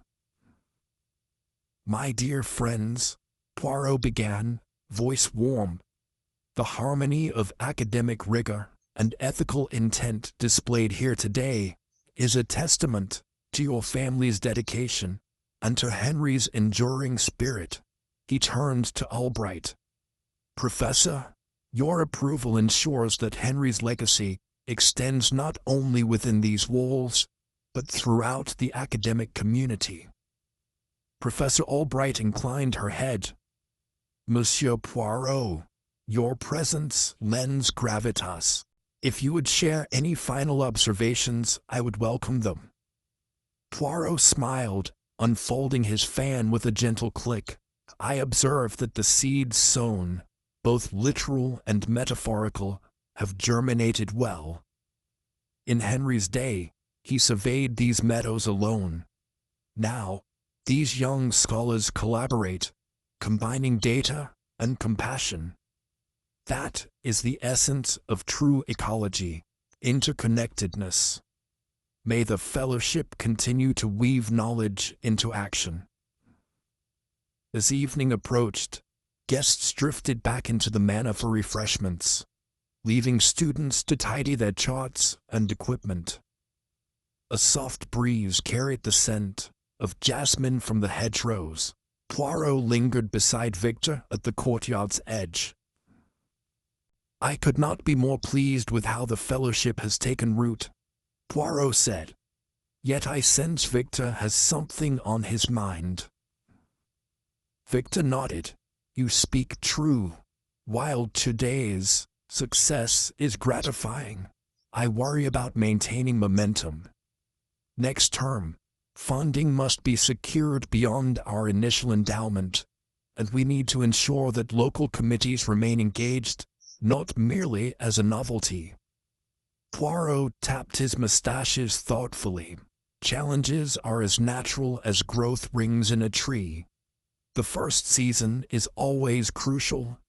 Perhaps you might invite the Avonshire trustees to invest in an annual field internship, sending fellows to study at the university for a semester. That integration would solidify ties and secure continued support." Victor's face brightened. "An excellent suggestion. I will propose the field internship at tomorrow's meeting. Thank you, Monsieur Poirot." Eleanor emerged onto the terrace, joining them. "Victor, I have prepared materials outlining the internship proposal. We can formalize it when I return to London next week." Victor raised an eyebrow affectionately. "We make a splendid team, dear sister." Eleanor laughed softly. "Indeed, Henry would be proud." As dusk settled over Harrington House, lanterns glowed in the windows, and the fireflies began their evening dance. Students gathered in the rose garden once more, selecting flowers to press into pages of their notebooks. In the quiet hum of nature, Poirot closed his fan and prepared to depart. "My time here draws to a close," Poirot announced, "but know that I remain your ally and confidant. Should any future trials arise, I trust these young scholars will rise to meet them with the same courage." Victor clasped Poirot's hand firmly. "We cannot thank you enough, monsieur. Your faith in us has borne fruit beyond measure." Poirot inclined his head with a flourish of his moustache. "I take solace in seeing Henry's dream flourish in the hands of such capable minds." He turned toward the twilight path. "Until we meet again, may the spirit of truth guide you ever onward." As Poirot's motorcar rolled away along the winding drive, Eleanor and Victor stood side by side beneath the old elm. The courtyard saplings rustled softly in the evening breeze, and the first notes of crickets rose in the air, a chorus heralding the long summer night. In that moment, between history and hope, the legacy of Henry Ratcliffe shone brighter than any garland of roses, anchoring the promise that truth and learning would forever flourish on these hallowed grounds. Chapter Men 16. Harvest of Endeavour. August's gentle warmth had given way to September's crisp promise of autumn. Harrington House stood at the cusp of transformation. The rose beds surrendered their final blooms, while the saplings planted beneath the old elm held their place against the shortening days. Inside the study hall, scholarship students prepared for end-of-term presentations. Outside, the gardens murmured with insects, and the scent of ripening apples drifted from orchards beyond the estate. It was in this atmosphere of transition that Hercule Poirot once more arrived, summoned by a letter from Victor Radcliffe, requesting counsel on a delicate matter. Poirot's motorcar rolled along the tree-lined drive just as Amelia Carter, one of the first Radcliffe Henry Fellows, knelt by a bed of sunflowers to collect specimens. Her autumnal botanicals contrasted vividly against the emerald of late summer foliage.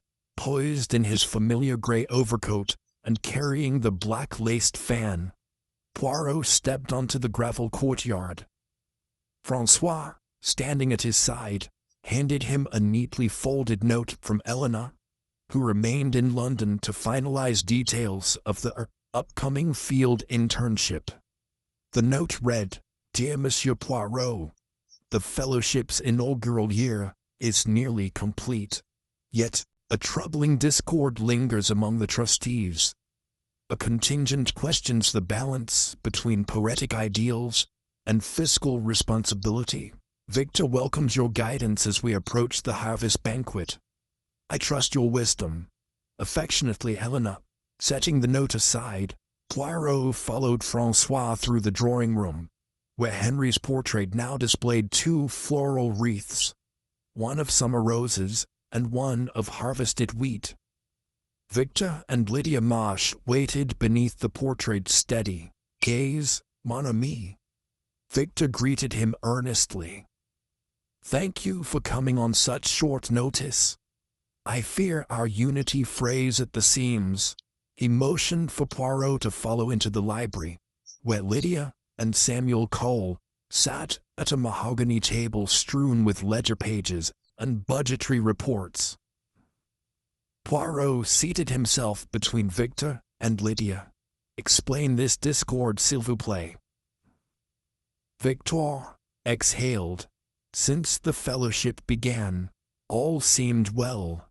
Today, the trustees from Avonshire University will convene for the harvest banquet. Yet two of them question whether the Radcliffe Henry Fellowship sacrifices practical efficiency for idealism. They propose limiting fellowships to those pursuing profitable or tangible agricultural ventures, rather than the broader ethical ecology discipline Henry envisioned. Lydia's lips pressed into a determined line. "We cannot abandon the moral imperative that guided Henry's vision. Our students study beetle habitats, pollinator corridors, and community gardens, because Henry believed ecology intertwined with ethics. If we narrow the fellowship, we risk betraying that legacy." Samuel placed his hand on Lydia's arm. "We must propose a compromise, demonstrate that ethical principles can yield sustainable results." Poirot folded his hands. "A wise approach. Mademoiselle Marsh, Monsieur Cole, prepare a presentation that directly links ethical ecology projects with measurable benefits. Show the trustees that ideals need not stand alone. They can underpin profitable or socially beneficial outcomes." Victor nodded. "Yes, a fusion of idealism and practicality. We can illustrate how our community garden reduced village expenses by 20% last quarter, or how beetle population studies informed timber management that increased harvest yields sustainably. Lydia's eyes shone. I will compile the data from our surveys, correlating beetle habitat restoration with improved tree health. Samuel will track the greenhouse's yield statistics. We will present at the banquet. Poirot smiled. Excellent. Now, allow me to oversee your preparation. The count of days until the banquet is short. He glanced at his watch. Let us begin at once. Throughout the afternoon, Poirot guided Lydia and Samuel as they refined charts and honed their arguments. Victor consulted with Francois to ensure the guests' seating arrangements and menu reflected Henry's dietary preferences. Local produce, responsibly sourced venison, and a honeyed mead named in Henry's honor. The library crackled with collaboration. Students, faculty, and family members each offered insights, determined to honor Henry's memory while satisfying the trustees' concerns. As dusk settled, lanterns glowed along the garden paths leading to the banquet marquee. Long tables of polished oak were draped in ivory cloths, and centerpieces of sunflowers, wheat sheaves, and late-season dahlias lent a festive air. Villagers and academic dignitaries mingled, sampling autumnal hors d'oeuvre, apple cider dips, goat cheese tartlets, and miniature bruschettas garnished with homegrown tomatoes. Professor Albright and Dr. Connolly arrived, nodding appreciatively at the carefully curated menu. Inside the marquee, Victor ascended a small dais. Silence fell as he tapped a glass, signaling the banquet's commencement. Friends and colleagues, Victor began, voice steady. Welcome to our harvest banquet. Tonight, we celebrate the fellowship's first season and present evidence that ethical ecology can yield tangible benefits. Guided by Henry Radcliffe's vision, we will demonstrate how truth and learning, woven together, produce results that honor both profit and principle. He gestured to Lydia, who stepped forward with a projector, and simple screen hung beneath the canvas walls. Lantern light danced across her poised figure as she began the presentation. Our community garden, initiated 6 months ago, diverted 12,000 gallons of wastewater into drip irrigation, conserving resources valued at 50 shillings per week for village families. Over 200 households participated, reducing local grocery expenses by an average of $8 per family per month. Murmurs of approval rippled through the audience. Lydia switched slides to illustrate beetle surveys. Beetle populations in the maple grove increased by 35%, corresponding with a 20% reduction in sapling loss due to pest infestations elsewhere on the estate. By preserving beetle habitats, we naturally curtailed more destructive species, improving timber yields by an estimated $150 this season. Professor Albright leaned forward. Dr. Connolly scribbled notes. Victor exchanged a triumphant glance with Eleanor, who stood at the banquet's edge, her eyes shining with pride. Samuel then showcased the solar greenhouse. Our edible greenhouse produced 300 pounds of produce this quarter. Tomatoes, lettuce, and herbs, with no carbon footprint beyond installation costs. Families reported improved nutritional variety, and excess produce sold at the local market generated $200 in revenue, all reinvested into next season's infrastructure. Tranquil applause followed as flame-colored leaves drifted past the marquee's open flaps. Victor stepped forward again. We hope these figures reassure the trustees that ethical ecology projects can be both principled and profitable. Professor Albright rose to her feet, a rare gesture of enthusiasm. I am thoroughly impressed. Your students have proven that conscience and commerce need not be adversaries. I stand in full support of the Radcliffe Henry Fellowship's original scope. A collective sigh of relief rippled through the crowd. Conversation swirled with praise and congratulations. Victor clasped Lydia and Samuel by the shoulders. You have done Henry proud. Poirot emerged from among the guests, his presence quietly commanding attention. He raised his glass of honeyed mead. To Henry Radcliffe, whose integrity and foresight planted these seeds of promise.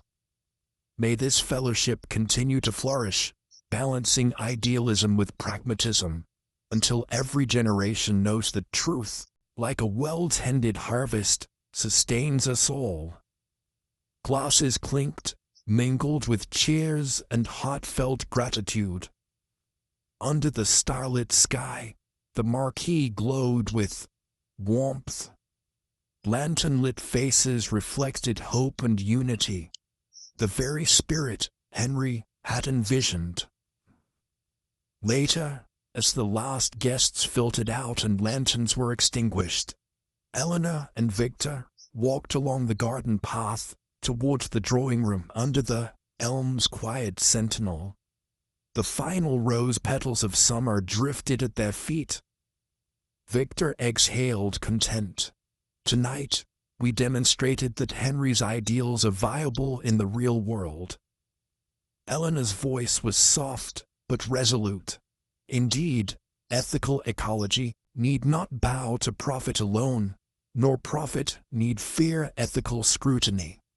Henry's vision has bridged that divide.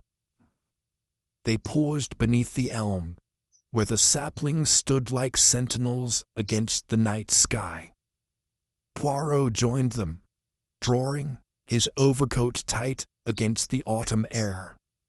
Mes amis, Poirot said, gazing at the group, you have harvested not only crops, but trust. Your unity tonight ensures that Henry's legacy will endure, rooted in truth and nourished by collaboration. He looked to Victor. Now, your task is to sustain this momentum, expand the fellowship's reach, and keep both head and heart aligned. Victor nodded. We will, with Henry's memory as our compass. Eleanor placed a gentle hand on Victor's arm. Come, let us return to the drawing room. The portrait awaits, and I wish to leave a final rose blossom beside Henry's likeness, symbolizing our gratitude. Under the elm's silent watch, they walked together, their footsteps soft upon the garden's pathways. The night air carried the scent of promise, an assurance that Henry's principles, like the harvest they celebrated, would continue to nourish every soul fortunate enough to walk the grounds of Harrington House. Chapter 17. November's reflection toward June crept across the Radcliffe estate with a quiet hush. The rose beds had long surrendered their blooms, and the once vibrant foliage of the courtyard saplings now wore russet crowns, flecked with frost each morning. Beneath the old elm, 3 young firs, planted in memory of Henry Radcliffe, stood in disciplined rows, their needles dulled by chill but resilient against the creeping cold. Indoors, the study hall's windows steamed as students worked over maps and ecological surveys, gathering data for the winter fellowship reports. It was in this season of reflection, when the land rested beneath frost and flame-colored leaves, that Hercule Poirot was summoned once again, this time to preside over the final fellowship review before winter break. Poirot arrived on a gray November morning, Francois navigating the motorcar along the winding drive strewn with fallen acorns. As the engine's hum died, Poirot slipped from the car, tucking his black-laced fan into an inner pocket of his overcoat. Francois carried a leather satchel containing journals, reports, and a small sheaf of Henry's handwritten observations that Eleanor had insisted Poirot review. The two men ascended the stone steps to Harrington House, where Victor Ratcliffe awaited beneath the wide portico, his breath forming plumes of vapor in the crisp air.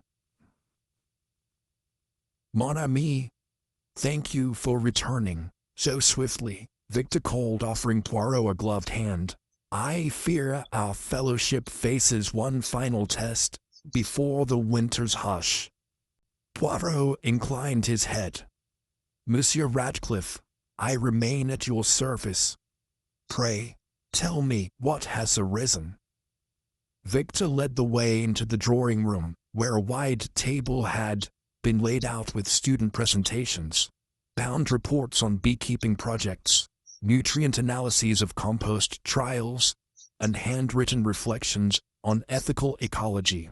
Lydia Marsh and Samuel Cole stood at one end of the table, their expressions a mixture of pride and apprehension.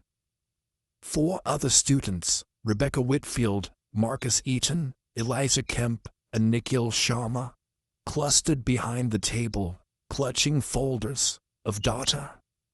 Poirot's keen eyes flicked from face to face, noting the tension in their postures. "It seems the trustees wish to evaluate our progress one final time before winter," Victor explained, drawing up a chair for Poirot. "They are concerned that the fellowship's ideals have been embraced at the expense of continuity. That once the academic term ends, our efforts risk dissolving in the dormancy of winter." Lydia exchanged a quick glance with Samuel. "We have prepared reports detailing how each project will remain sustainable through winter's freeze. The honeybee hives are insulated, our compost heaps will heat themselves, and the greenhouse's solar panels will keep seedlings alive. We believe these systems demonstrate that our ethical approach can endure the lean months." Marcus stepped forward. "Indeed, Monsieur Poirot. We have included precise temperature readings, projected resource consumption, and volunteer schedules for winter maintenance. The data should reassure the trustees that no project will stagnate." Poirot's mustache twitched in approval. "Très bien. Let us review these reports in detail, but I sense a greater undercurrent, an apprehension that your collective spirit might wane when the solace of spring is far off. Is that so?" Rebecca's eyes shone with earnest resolve. "We fear that, without clear guidelines, enthusiasm may falter during the darkness of winter. Our community volunteers will return to their daily routines. Scholarship students will return home. We worry that the hive of activity will collapse." Victor nodded gravely. "And the trustees, though generous, have hinted they might reduce annual funding if they perceive inconsistent engagement." Poirot closed his eyes momentarily, drawing on his little gray cells. "Then are both the technical sustainability of each project and the human perseverance that will uphold them. We must show the trustees that, even beneath the snow, Henry's vision remains vibrant." Samuel stepped forward with a bound report titled "Winter Resilience, Beekeeping and Compost." He opened the cover to a page of meticulous charts. "Monsieur Poirot, our insulated hives maintain an interior temperature of 44.5 degrees, even when exterior thermometers dip to 10-degree gas. The bees cluster tightly, and we have installed supplemental feeders designed to reduce energy expenditure. We've budgeted for sugar syrup reserves, monitored weekly by a rotating volunteer roster." Poirot fingered the report. Excellent. The charts indicate a robust plan, and the compost. Here, Rebecca said, pointing to soil thermometers embedded in the compost pile. Temperatures consistently hover between 100-degree Celsius and 120-degree Celsius. We have added insulating straw layers that will keep the system active until February. The liquid runoff collects in insulated reservoirs, which we pump into the greenhouse for heat distribution. Poirot nodded, impressed. Indeed, these numbers speak to thoughtful foresight. But now, may I hear how you intend to sustain the human element? Volunteers who work for little more than passion and peer scholarship. Eliza Kemp, a tall young woman with keen eyes, took a step forward. Monsieur Poirot, we have drafted a winter fellowship charter, a weekly schedule that pairs each scholarship student with a local volunteer family for shared meals and maintenance shifts at the study hall. In exchange, villagers receive one free harvest share from our summer gardens. We hope that this reciprocity cements relationships through the cold months. Victor smiled approvingly. This collaboration ensures the fellowship's heartbeat does not falter. The trustees will see that the community is invested in the fellowship's continuity, even when dormitories stand empty. Poirot surveyed the room. I see also you have included Nikhil Sharma's proposal for winter lecture circles.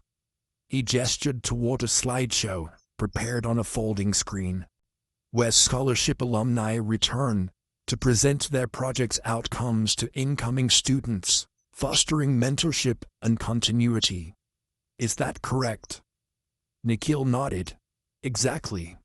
We believe knowledge passed through direct dialogue is the most resilient. Those returning scholars will ensure fresh energy arrives before winter fully grips the estate. Poirot allowed a small smile. Very good. Your group has woven a tapestry of sustainability. Technical, communal, and educational. Now, I suggest we formalize a presentation for the trustees themselves. Their concerns address both abstract ideals and concrete metrics. We must bridge that gap with eloquence, data, and sincere intention. Shall we begin drafting that address now? Lydia enthusiastically retrieved pages of a prepared speech. We have started a draft, but your guidance would surely refine it. For the next hour, Poirot worked alongside Victor and the students, crafting an address that balanced precise statistics. Our sugar syrup reserves exceed projected consumption by 15%, ensuring no hive starves. With heartfelt appeals, this fellowship binds us to Henry's maxim that truth and learning endure beyond fleeting seasons. The resulting speech wove together the students' individual reports, village testimonials, and Henry's own words, pulled from his 1922 journal entry. Though the land sleeps, springs of hope must flow beneath its sleep. As afternoon shadows lengthened, Francois signaled that tea and late autumn pastries were served in the drawing room. The table was adorned with spiced apple tarts, chestnut scones, and steaming mugs of mulled cider. Professor Margaret Albright and Dr. Connolly arrived to join Poirot, Victor, and the students. Their expressions suggested a keen interest in the drafted address. Victor rose to present the completed speech. With Poirot's encouragement, he articulated the fellowship's commitments. Insulated hives, compost heat, greenhouse maintenance, community reciprocity, lecture circuits, and alumni mentorship. He concluded by quoting Henry's journal. A fellowship must be measured by its capacity to endure through adversity, as trees by their rings. A hush followed his words. Professor Albright leaned forward. her eyes glinting with satisfaction. "Mr. Radcliffe, your presentation offers both clarity and conviction. The trustees will be assured that the fellowship will not merely survive, but flourish through winter's depths." Dr. Connolly nodded. "The data and the human framework here are exemplary. This model could serve as a blueprint for similar fellowships elsewhere." Poirot allowed himself a brief smile. "Your praise honors a great many minds who labored to make these plans. They reflect Henry's belief that integrity, like a well-tended fire, may appear dormant, but warms even the coldest nights." Lydia blushed, but her eyes shone bright. "We are grateful for Monsieur Poirot's wisdom. He reminded us that an idea's power resides not only in numbers, but in the hearts that carry it forward." Professor Albright rose, gesturing to everyone present. "I propose a toast to the students and to the Radcliffe family. May their fellowship stand firm through winter, and may the trustees grant their continued support." She lifted her cup of mulled cider, and all raised theirs in turn. As tea gave way to the glow of twilight, Poirot and Victor walked together onto the veranda, Francois trailing behind with a lantern. The courtyard lay hushed beneath the encroaching dusk, frost beginning to glint on fallen leaves. The 3 fir saplings beneath the elm stood sentinel as if watching over them. Victor exhaled slowly. "I feel confident that, come winter, the fellowship will endure. The students have proven their dedication in both passion and planning." Poirot nodded, tucking his fan into his coat. "Yes, Monsieur Radcliffe, your joint efforts have been meticulous. Yet remember, winter's frigid season tests not only physical structures, but also spirits. Encourage your scholars to visit, to share that fellowship of minds. As long as they gather, Henry's vision will burn bright." Victor's expression softened. "Thank you, Monsieur Poirot. Once again, you have shown us the path. I will urge the students to convene periodically, even in snow, so that their resolve remains unbroken." Poirot placed his hand on Victor's arm. "Then let us take comfort in knowing that every gust of winter wind will only serve to remind them why the saplings stand beneath the frost. Growth is not measured solely by verdant leaves, but by roots that hold fast when storms blow." Victor nodded gravely, looking toward the saplings. "Yes, the frost will come, but spring will return, as it always does." With that shared resolve, Poirot and Victor re-entered the warmth of Harrington House, leaving the courtyard in its November quiet. Behind them, the saplings, though silent in their cold slumber, promised that Henry Radcliffe's legacy would endure through every season, sustained by truth, learning, and the unwavering hearts of those who tended both the land and each other. Chapter 18. A Legacy of Seasons.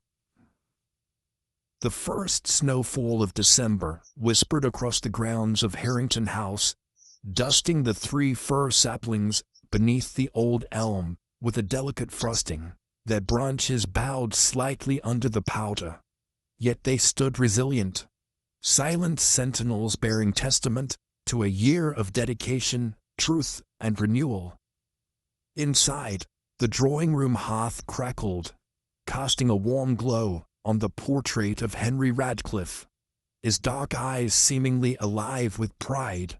It was here, before that portrait, that the final fellowship review would unfold, culminating in a celebration of continuity and purpose. Early that morning, Francois opened the heavy oak doors to admit a chill breeze. Lanterns illuminated the frosted walkway leading to the study hall, where a modest breakfast spread awaited the Radcliffe Henry Fellows and invited guests. Victor Radcliffe emerged from the manor, wrapped in a thick woolen coat, his breath visible in the crisp air. He carried a leather folio containing Eleanor's latest correspondence and several bound reports. The collective work of the fellowship's inaugural year. He paused before the first sapling, brushing snow from its needles. "Good morning, Henry," he murmured before striding toward the hall. Inside, the large oak table was arranged with precision. Plates of smoked salmon, freshly baked rolls, pots of steaming tea, and pitchers of spiced cider. Mercury Harrison, the farm manager, arrived first, setting down a basket of candied chestnuts. Lydia Marsh and Samuel Cole followed, each carrying a stack of notebooks and slip cases containing project appendices. Behind them trailed Rebecca Whitfield, Marcus Eaton, Eliza Kemp, and Nikhil Sharma, each fellow dressed in crisp attire, but bearing the unmistakable signs of long nights spent in diligent study. Professor Margaret Albright and Dr. Connolly, representatives from Avonshire University, entered next, their expressions a blend of professional curiosity and genuine warmth. Finally, Lydia's parents and a handful of village elders, invited to observe the students' work, took seats around the edges of the hall. Victor cleared his throat, capturing the room's attention as he placed the leather folio on the table. "Friends, colleagues, and mentors, welcome to the final fellowship review of this inaugural year. Our fellowships have tested not only our technical acumen, but also our moral resolve. Over the past months, we have tracked beetle populations, insulated hives against winter's chill, nurtured community gardens, and established lecture circles among alumni. Today, we present our findings, reflect on our growth, and pledge our commitments for the seasons ahead. Let us begin." Lydia, buoyed by a clear morning and a year of preparation, rose to address the assembly. Our first presentation examines the winter resilience of the beehives. In January, when external temperatures plunged to 5°F, our insulated hives maintained an interior warmth averaging 50°F, well above the critical threshold for colony survival. By March, when spring's thaw loosened winter's grip, our colonies emerged robust, with hive populations increasing by 25% from fall estimates. The sugar syrup reserves we prepared ensured no hive went underfed, and our volunteer schedule provided weekly checks, preventing comb collapse. In sum, our beekeeping protocols have demonstrated that ethical stewardship of pollinators yields both ecological and educational dividends. Lydia gestured to Professor Albright, who nodded in approval before taking notes. Victor smiled proudly, recalling his earlier anxieties. He had feared that winter would dim the fellowship's momentum. Instead, it had galvanized both community, volunteers, and students alike. Samuel then stepped forward, his hands steady despite the weight of expectation. He unfurled a large chart illustrating compost pile temperatures throughout the winter months. During February, our compost piles averaged 110°F, sustained by insulated straw layers and a balanced carbon-nitrogen ratio. The liquid runoff, collected in insulated barrels, provided heated water for the greenhouse, maintaining an interior temperature above 40°F, even when outside dipped to single digits. This system preserved our seedlings, early microgreens, and cold hardy herbs, ensuring a continuous supply of produce for the communal kitchen and local market. He paused to let the data sink in. By April, when the first flowers emerged, we had produced 150 pounds of mixed greens. The revenue, totaling $180, was reinvested in compost infrastructure and volunteer stipends. Thus, the compost system not only sustained itself materially, but also strengthened community bonds through shared harvests and revenue sharing. Professor Albright tapped her pen thoughtfully. Impressive. Your integration of compost and greenhouse functions exemplifies circular stewardship. She nodded to Dr. Connolly, whose quiet smile indicated profound respect. Next, Rebecca Whitfield presented the Greenhouse Internship Initiative. In March, we transformed the old carriage house into a solar greenhouse, powered by rooftop panels installed in December. By integrating passive solar design and compost heat, we maintained optimal growing conditions. From April through August, we cultivated tomatoes, peppers, and herbs, yielding 500 pounds of produce. We hosted 6 internships, wherein local high school students interned alongside Radcliffe Fellows, learning sustainable horticulture methods. Their feedback surveys indicated that 93% felt better prepared for agricultural careers. She displayed a series of photographs, students planting seeds, wiring solar arrays, and distributing seedlings to village families. The images captured collaborative energy and hands-on learning, the very essence of Henry's vision.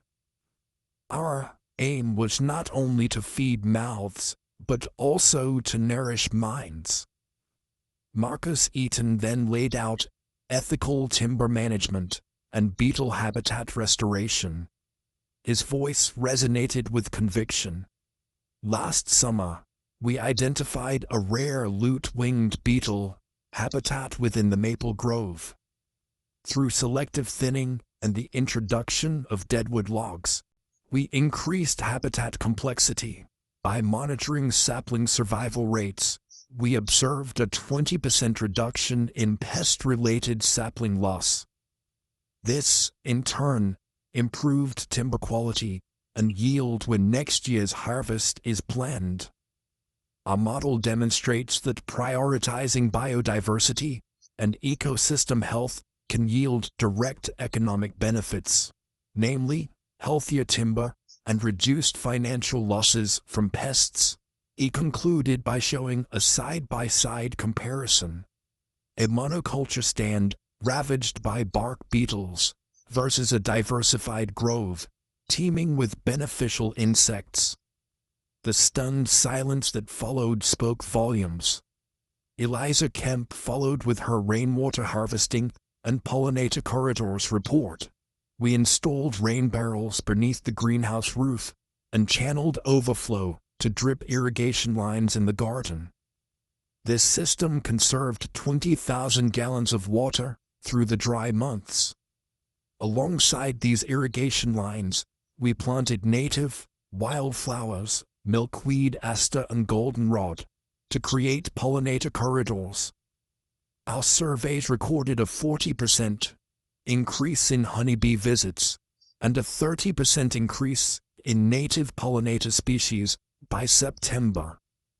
By aligning irrigation with pollinator-friendly planting, we optimized resource usage and biodiversity. Nikhil Sharma then addressed winter lecture circles and alumni mentorship. He began. In November, when the winter lecture circles commenced, alumni traveled back to conduct monthly seminars via teleconference and in-person visits. This ensured that new fellows remained connected and motivated. Each seminar included data presentations, reflective essays, and collaborative planning sessions. Attendance averaged 85%, Feedback indicated that 70% of fellows felt less isolated during winter because of these connections, and productivity remained consistent. He paused, then added, "Alumni also co-authored a grant proposal for next year's fellowship funding, demonstrating that their engagement extended beyond mentorship to program sustainability." By this point, the assembled trustees and guests leaned forward, clearly impressed by the breadth and depth of work. Poirot observed silently from the corner, glancing from one passionate speaker to another. The transformation of Henry's dream into cohesive, quantifiable action filled him with satisfaction. Victor rose once more to conclude the fellowship presentations. His voice carried a mix of earnest gratitude and forward-looking resolve. "Friends, mentors, and members of the Radcliffe community, you have seen tonight how our projects have weathered winter's tests and thrived in spring, blossomed in summer, and adapted during autumn's chill. These initiatives exemplify Henry Radcliffe's belief that ethical ecology requires both moral conviction and practical application. Through beekeeping, compost, greenhouse innovation, timber management, and community collaboration, we have upheld that legacy. We now seek your continued support to expand these efforts, funding additional interns, enhancing infrastructure, and fostering new research topics. In doing so, we honor Henry's memory and ensure that Harrington House remains a beacon of truth and learning through every season." As he sat, a low murmur of approval filled the hall. Professor Albright rose, her stern features softened by genuine satisfaction. "Mr. Radcliffe, your fellowship has not only met, but exceeded our expectations. The trustees will reconvene tomorrow to finalize next year's endowment. I foresee no interruption in funding. Rather, I anticipate increased support from additional donors inspired by your work." Dr. Connolly nodded emphatically. "I echo Professor Albright's sentiments. Your holistic approach, integrating ecology, ethics, and economics, sets a new standard for fellowship programs. I look forward to collaborating further." Victor's shoulders relaxed, relief shining in his eyes. He turned to the students. "You have demonstrated remarkable dedication. Your efforts will shape future fellows and communities alike. I am proud of each of you." Lydia stepped forward, gathering the group close. "On behalf of my peers, I wish to express our deepest gratitude to Victor, Eleanor, and Monsieur Poirot. Without your guidance and unwavering faith, none of this would have been possible. You taught us that integrity must extend beyond research, into the communities we serve." Samuel nodded. "We also owe thanks to the village volunteers, whose commitment kept our projects alive. May we continue to honor their trust and Henry's spirit." The guests rose in a standing ovation, applause echoing through the refurbished oak beams. Outside, the snow fell more steadily, as though nature itself celebrated the fellowship's success. Poirot allowed himself a small, contented smile. He knew Henry would have been proud. Later that evening, as the final lanterns dimmed and the drawing room emptied, Victor, Lydia, Samuel, Rebecca, Marcus, Eliza, and Nikhil gathered before Henry's portrait. A single wreath of winter greenery lay at its base, flanked by 3 sprigs of holly, representing the saplings. The group stood in solemn silence, each bowed in reverence. Victor spoke softly. "Let us take a moment to honor the countless hands that brought us here. From Aunt Georgiana's confession to Charlotte's sacrifice. From Henry's tragic passing to Eleanor's unwavering dedication, and to every community member who believed in our cause, today marks not an end, but a new beginning. For Henry's ideals, for our fellowship, and for every heart committed to truth. Lydia laid her bouquet of winter rosebuds beside the wreath. "For Henry," she whispered. Samuel placed a small, wooden plaque at the base of the portrait, inscribed with Henry's own words. "Though the land sleeps, springs of hope must flow beneath its sleep." Each student then added a personal token: a pressed wildflower, a handwritten note, a miniature sapling, further embellishing the memorial. Poirot stood apart, his hands clasped behind his back. He watched as the hearth fire cast dancing shadows on the walls, illustrating the flicker of hope that refused to be extinguished. He reflected on the journey from Chapter 1's black-laced fan to this moment. The tapestry of deception unraveled, love's sacrifice memorialized, communities united, and Henry's legacy enshrined in living institutions. He approached the portrait, placing his own small offering, a single snowdrop encased in resin. "A symbol," he murmured, "that even beneath frost, the promise of renewal endures." Eleanor entered quietly, her footsteps soundless on the Persian carpet. She joined Poirot before the portrait, her eyes glistening with gratitude.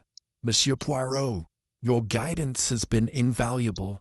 I cannot thank you enough." Poirot inclined his head. "Mademoiselle, it was your family's courage that set this course. I merely observed and assisted. Your dedication to transparency and learning transformed every challenge into an opportunity." Eleanor nodded, turning to gaze at her brother and the students. "Victor, my time in London confirmed the fellowship's trajectory.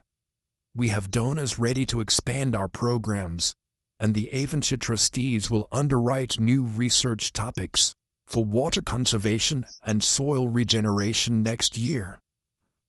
Victor's eyes brightened. "Then, Henry's vision expands beyond our immediate horizons. We shall plant new saplings, both literal and figurative, in other regions, sharing our model with neighboring estates." Eleanor's voice softened. "Yes, each sapling heading into next year will symbolize not just remembrance, but growth. Growth of knowledge, integrity, and community." Poirot allowed a thoughtful pause. "As you carry forward, remember the lessons of Chapter 18. That each season, no matter how harsh, presents both trials and promise. Winter's harshness tests our resolve. Spring's emergence rewards our perseverance. Summer's abundance challenges our stewardship. And autumn's reflection urges gratitude. May Harrington House remain a haven for such seasons, both natural and moral, for generations to come." Eleanor and Victor exchanged a glance, an unspoken pledge to honor that counsel. The study hall's windows shimmered in the hearthlight, offering a glimpse of the scholars who would return next term, bearing fresh questions and unwavering determination. Outside, the snowfall quickened, layering the ground in a pristine quilt. The 3 fir saplings beneath the elm stood motionless, their silhouettes etched against the dark sky. Beneath their branches lay the daggers, now sheathed in gently frozen earth. Each dagger represented a pledge to defend truth, to nurture learning, and to honor Henry's memory. The saplings, though silent, spoke in their own language, a promise that every season, dark or light, would be met with courage. In the hush of that winter's eve, Harrington House breathed a collective exhale, as though the very stones and timbers recognized the cycle completed. The black-laced fan rested in Poirot's satchel, now a symbol of the journey's origin, a reminder that even the smallest clue could ignite transformation. The ledger lay in the county archives, but its legacy persisted in the fellowship's projects. Charlotte's letters resided in a display case, but her spirit lived on in the compassion that guided every decision, and Aunt Georgiana's final confession remained a cautionary tale of hubris, counterbalanced by collective forgiveness. As midnight approached, Poirot gathered his coat and hat, preparing to depart. He offered Eleanor and Victor a gentle nod. "My work here concludes, but my admiration endures. Should you ever need counsel again, whether for mysteries of the human heart or the natural world, you know where to find me." Eleanor extended her hand. "Always welcome, Monsieur Poirot. Your presence will be missed."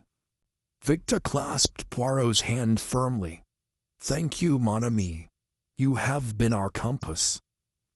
Stepping onto the veranda, Poirot paused to look back at the illuminated windows of Harrington House. He inhaled the night air, rich with the scent of pine and hearth smoke.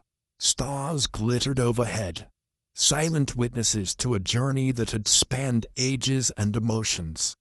With a final glance at the three saplings, he descended the steps and disappeared into the night, leaving the estate to its peaceful vigil. Within the manor, Eleanor and Victor retreated to the study hall for one last moment of reflection. The students had departed to their homes for the winter term, each carrying assignments to faithfully execute over the coming months. The fellowship's work would continue, even when the snow ruled the land. Their resolve would not flinch.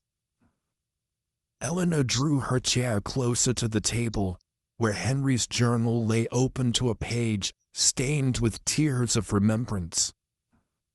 She read his final entry aloud, voice soft yet unwavering.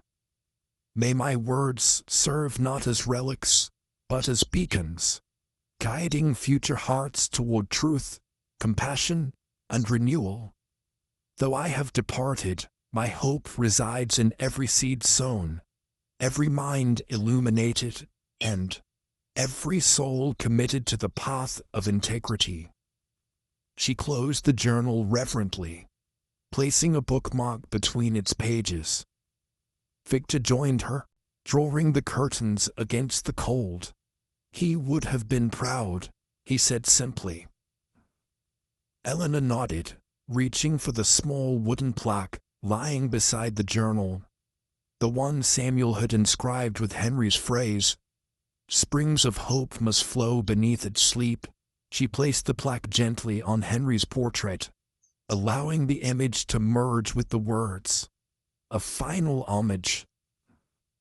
Silence enveloped the study hall, broken only by the crackle of the fireplace.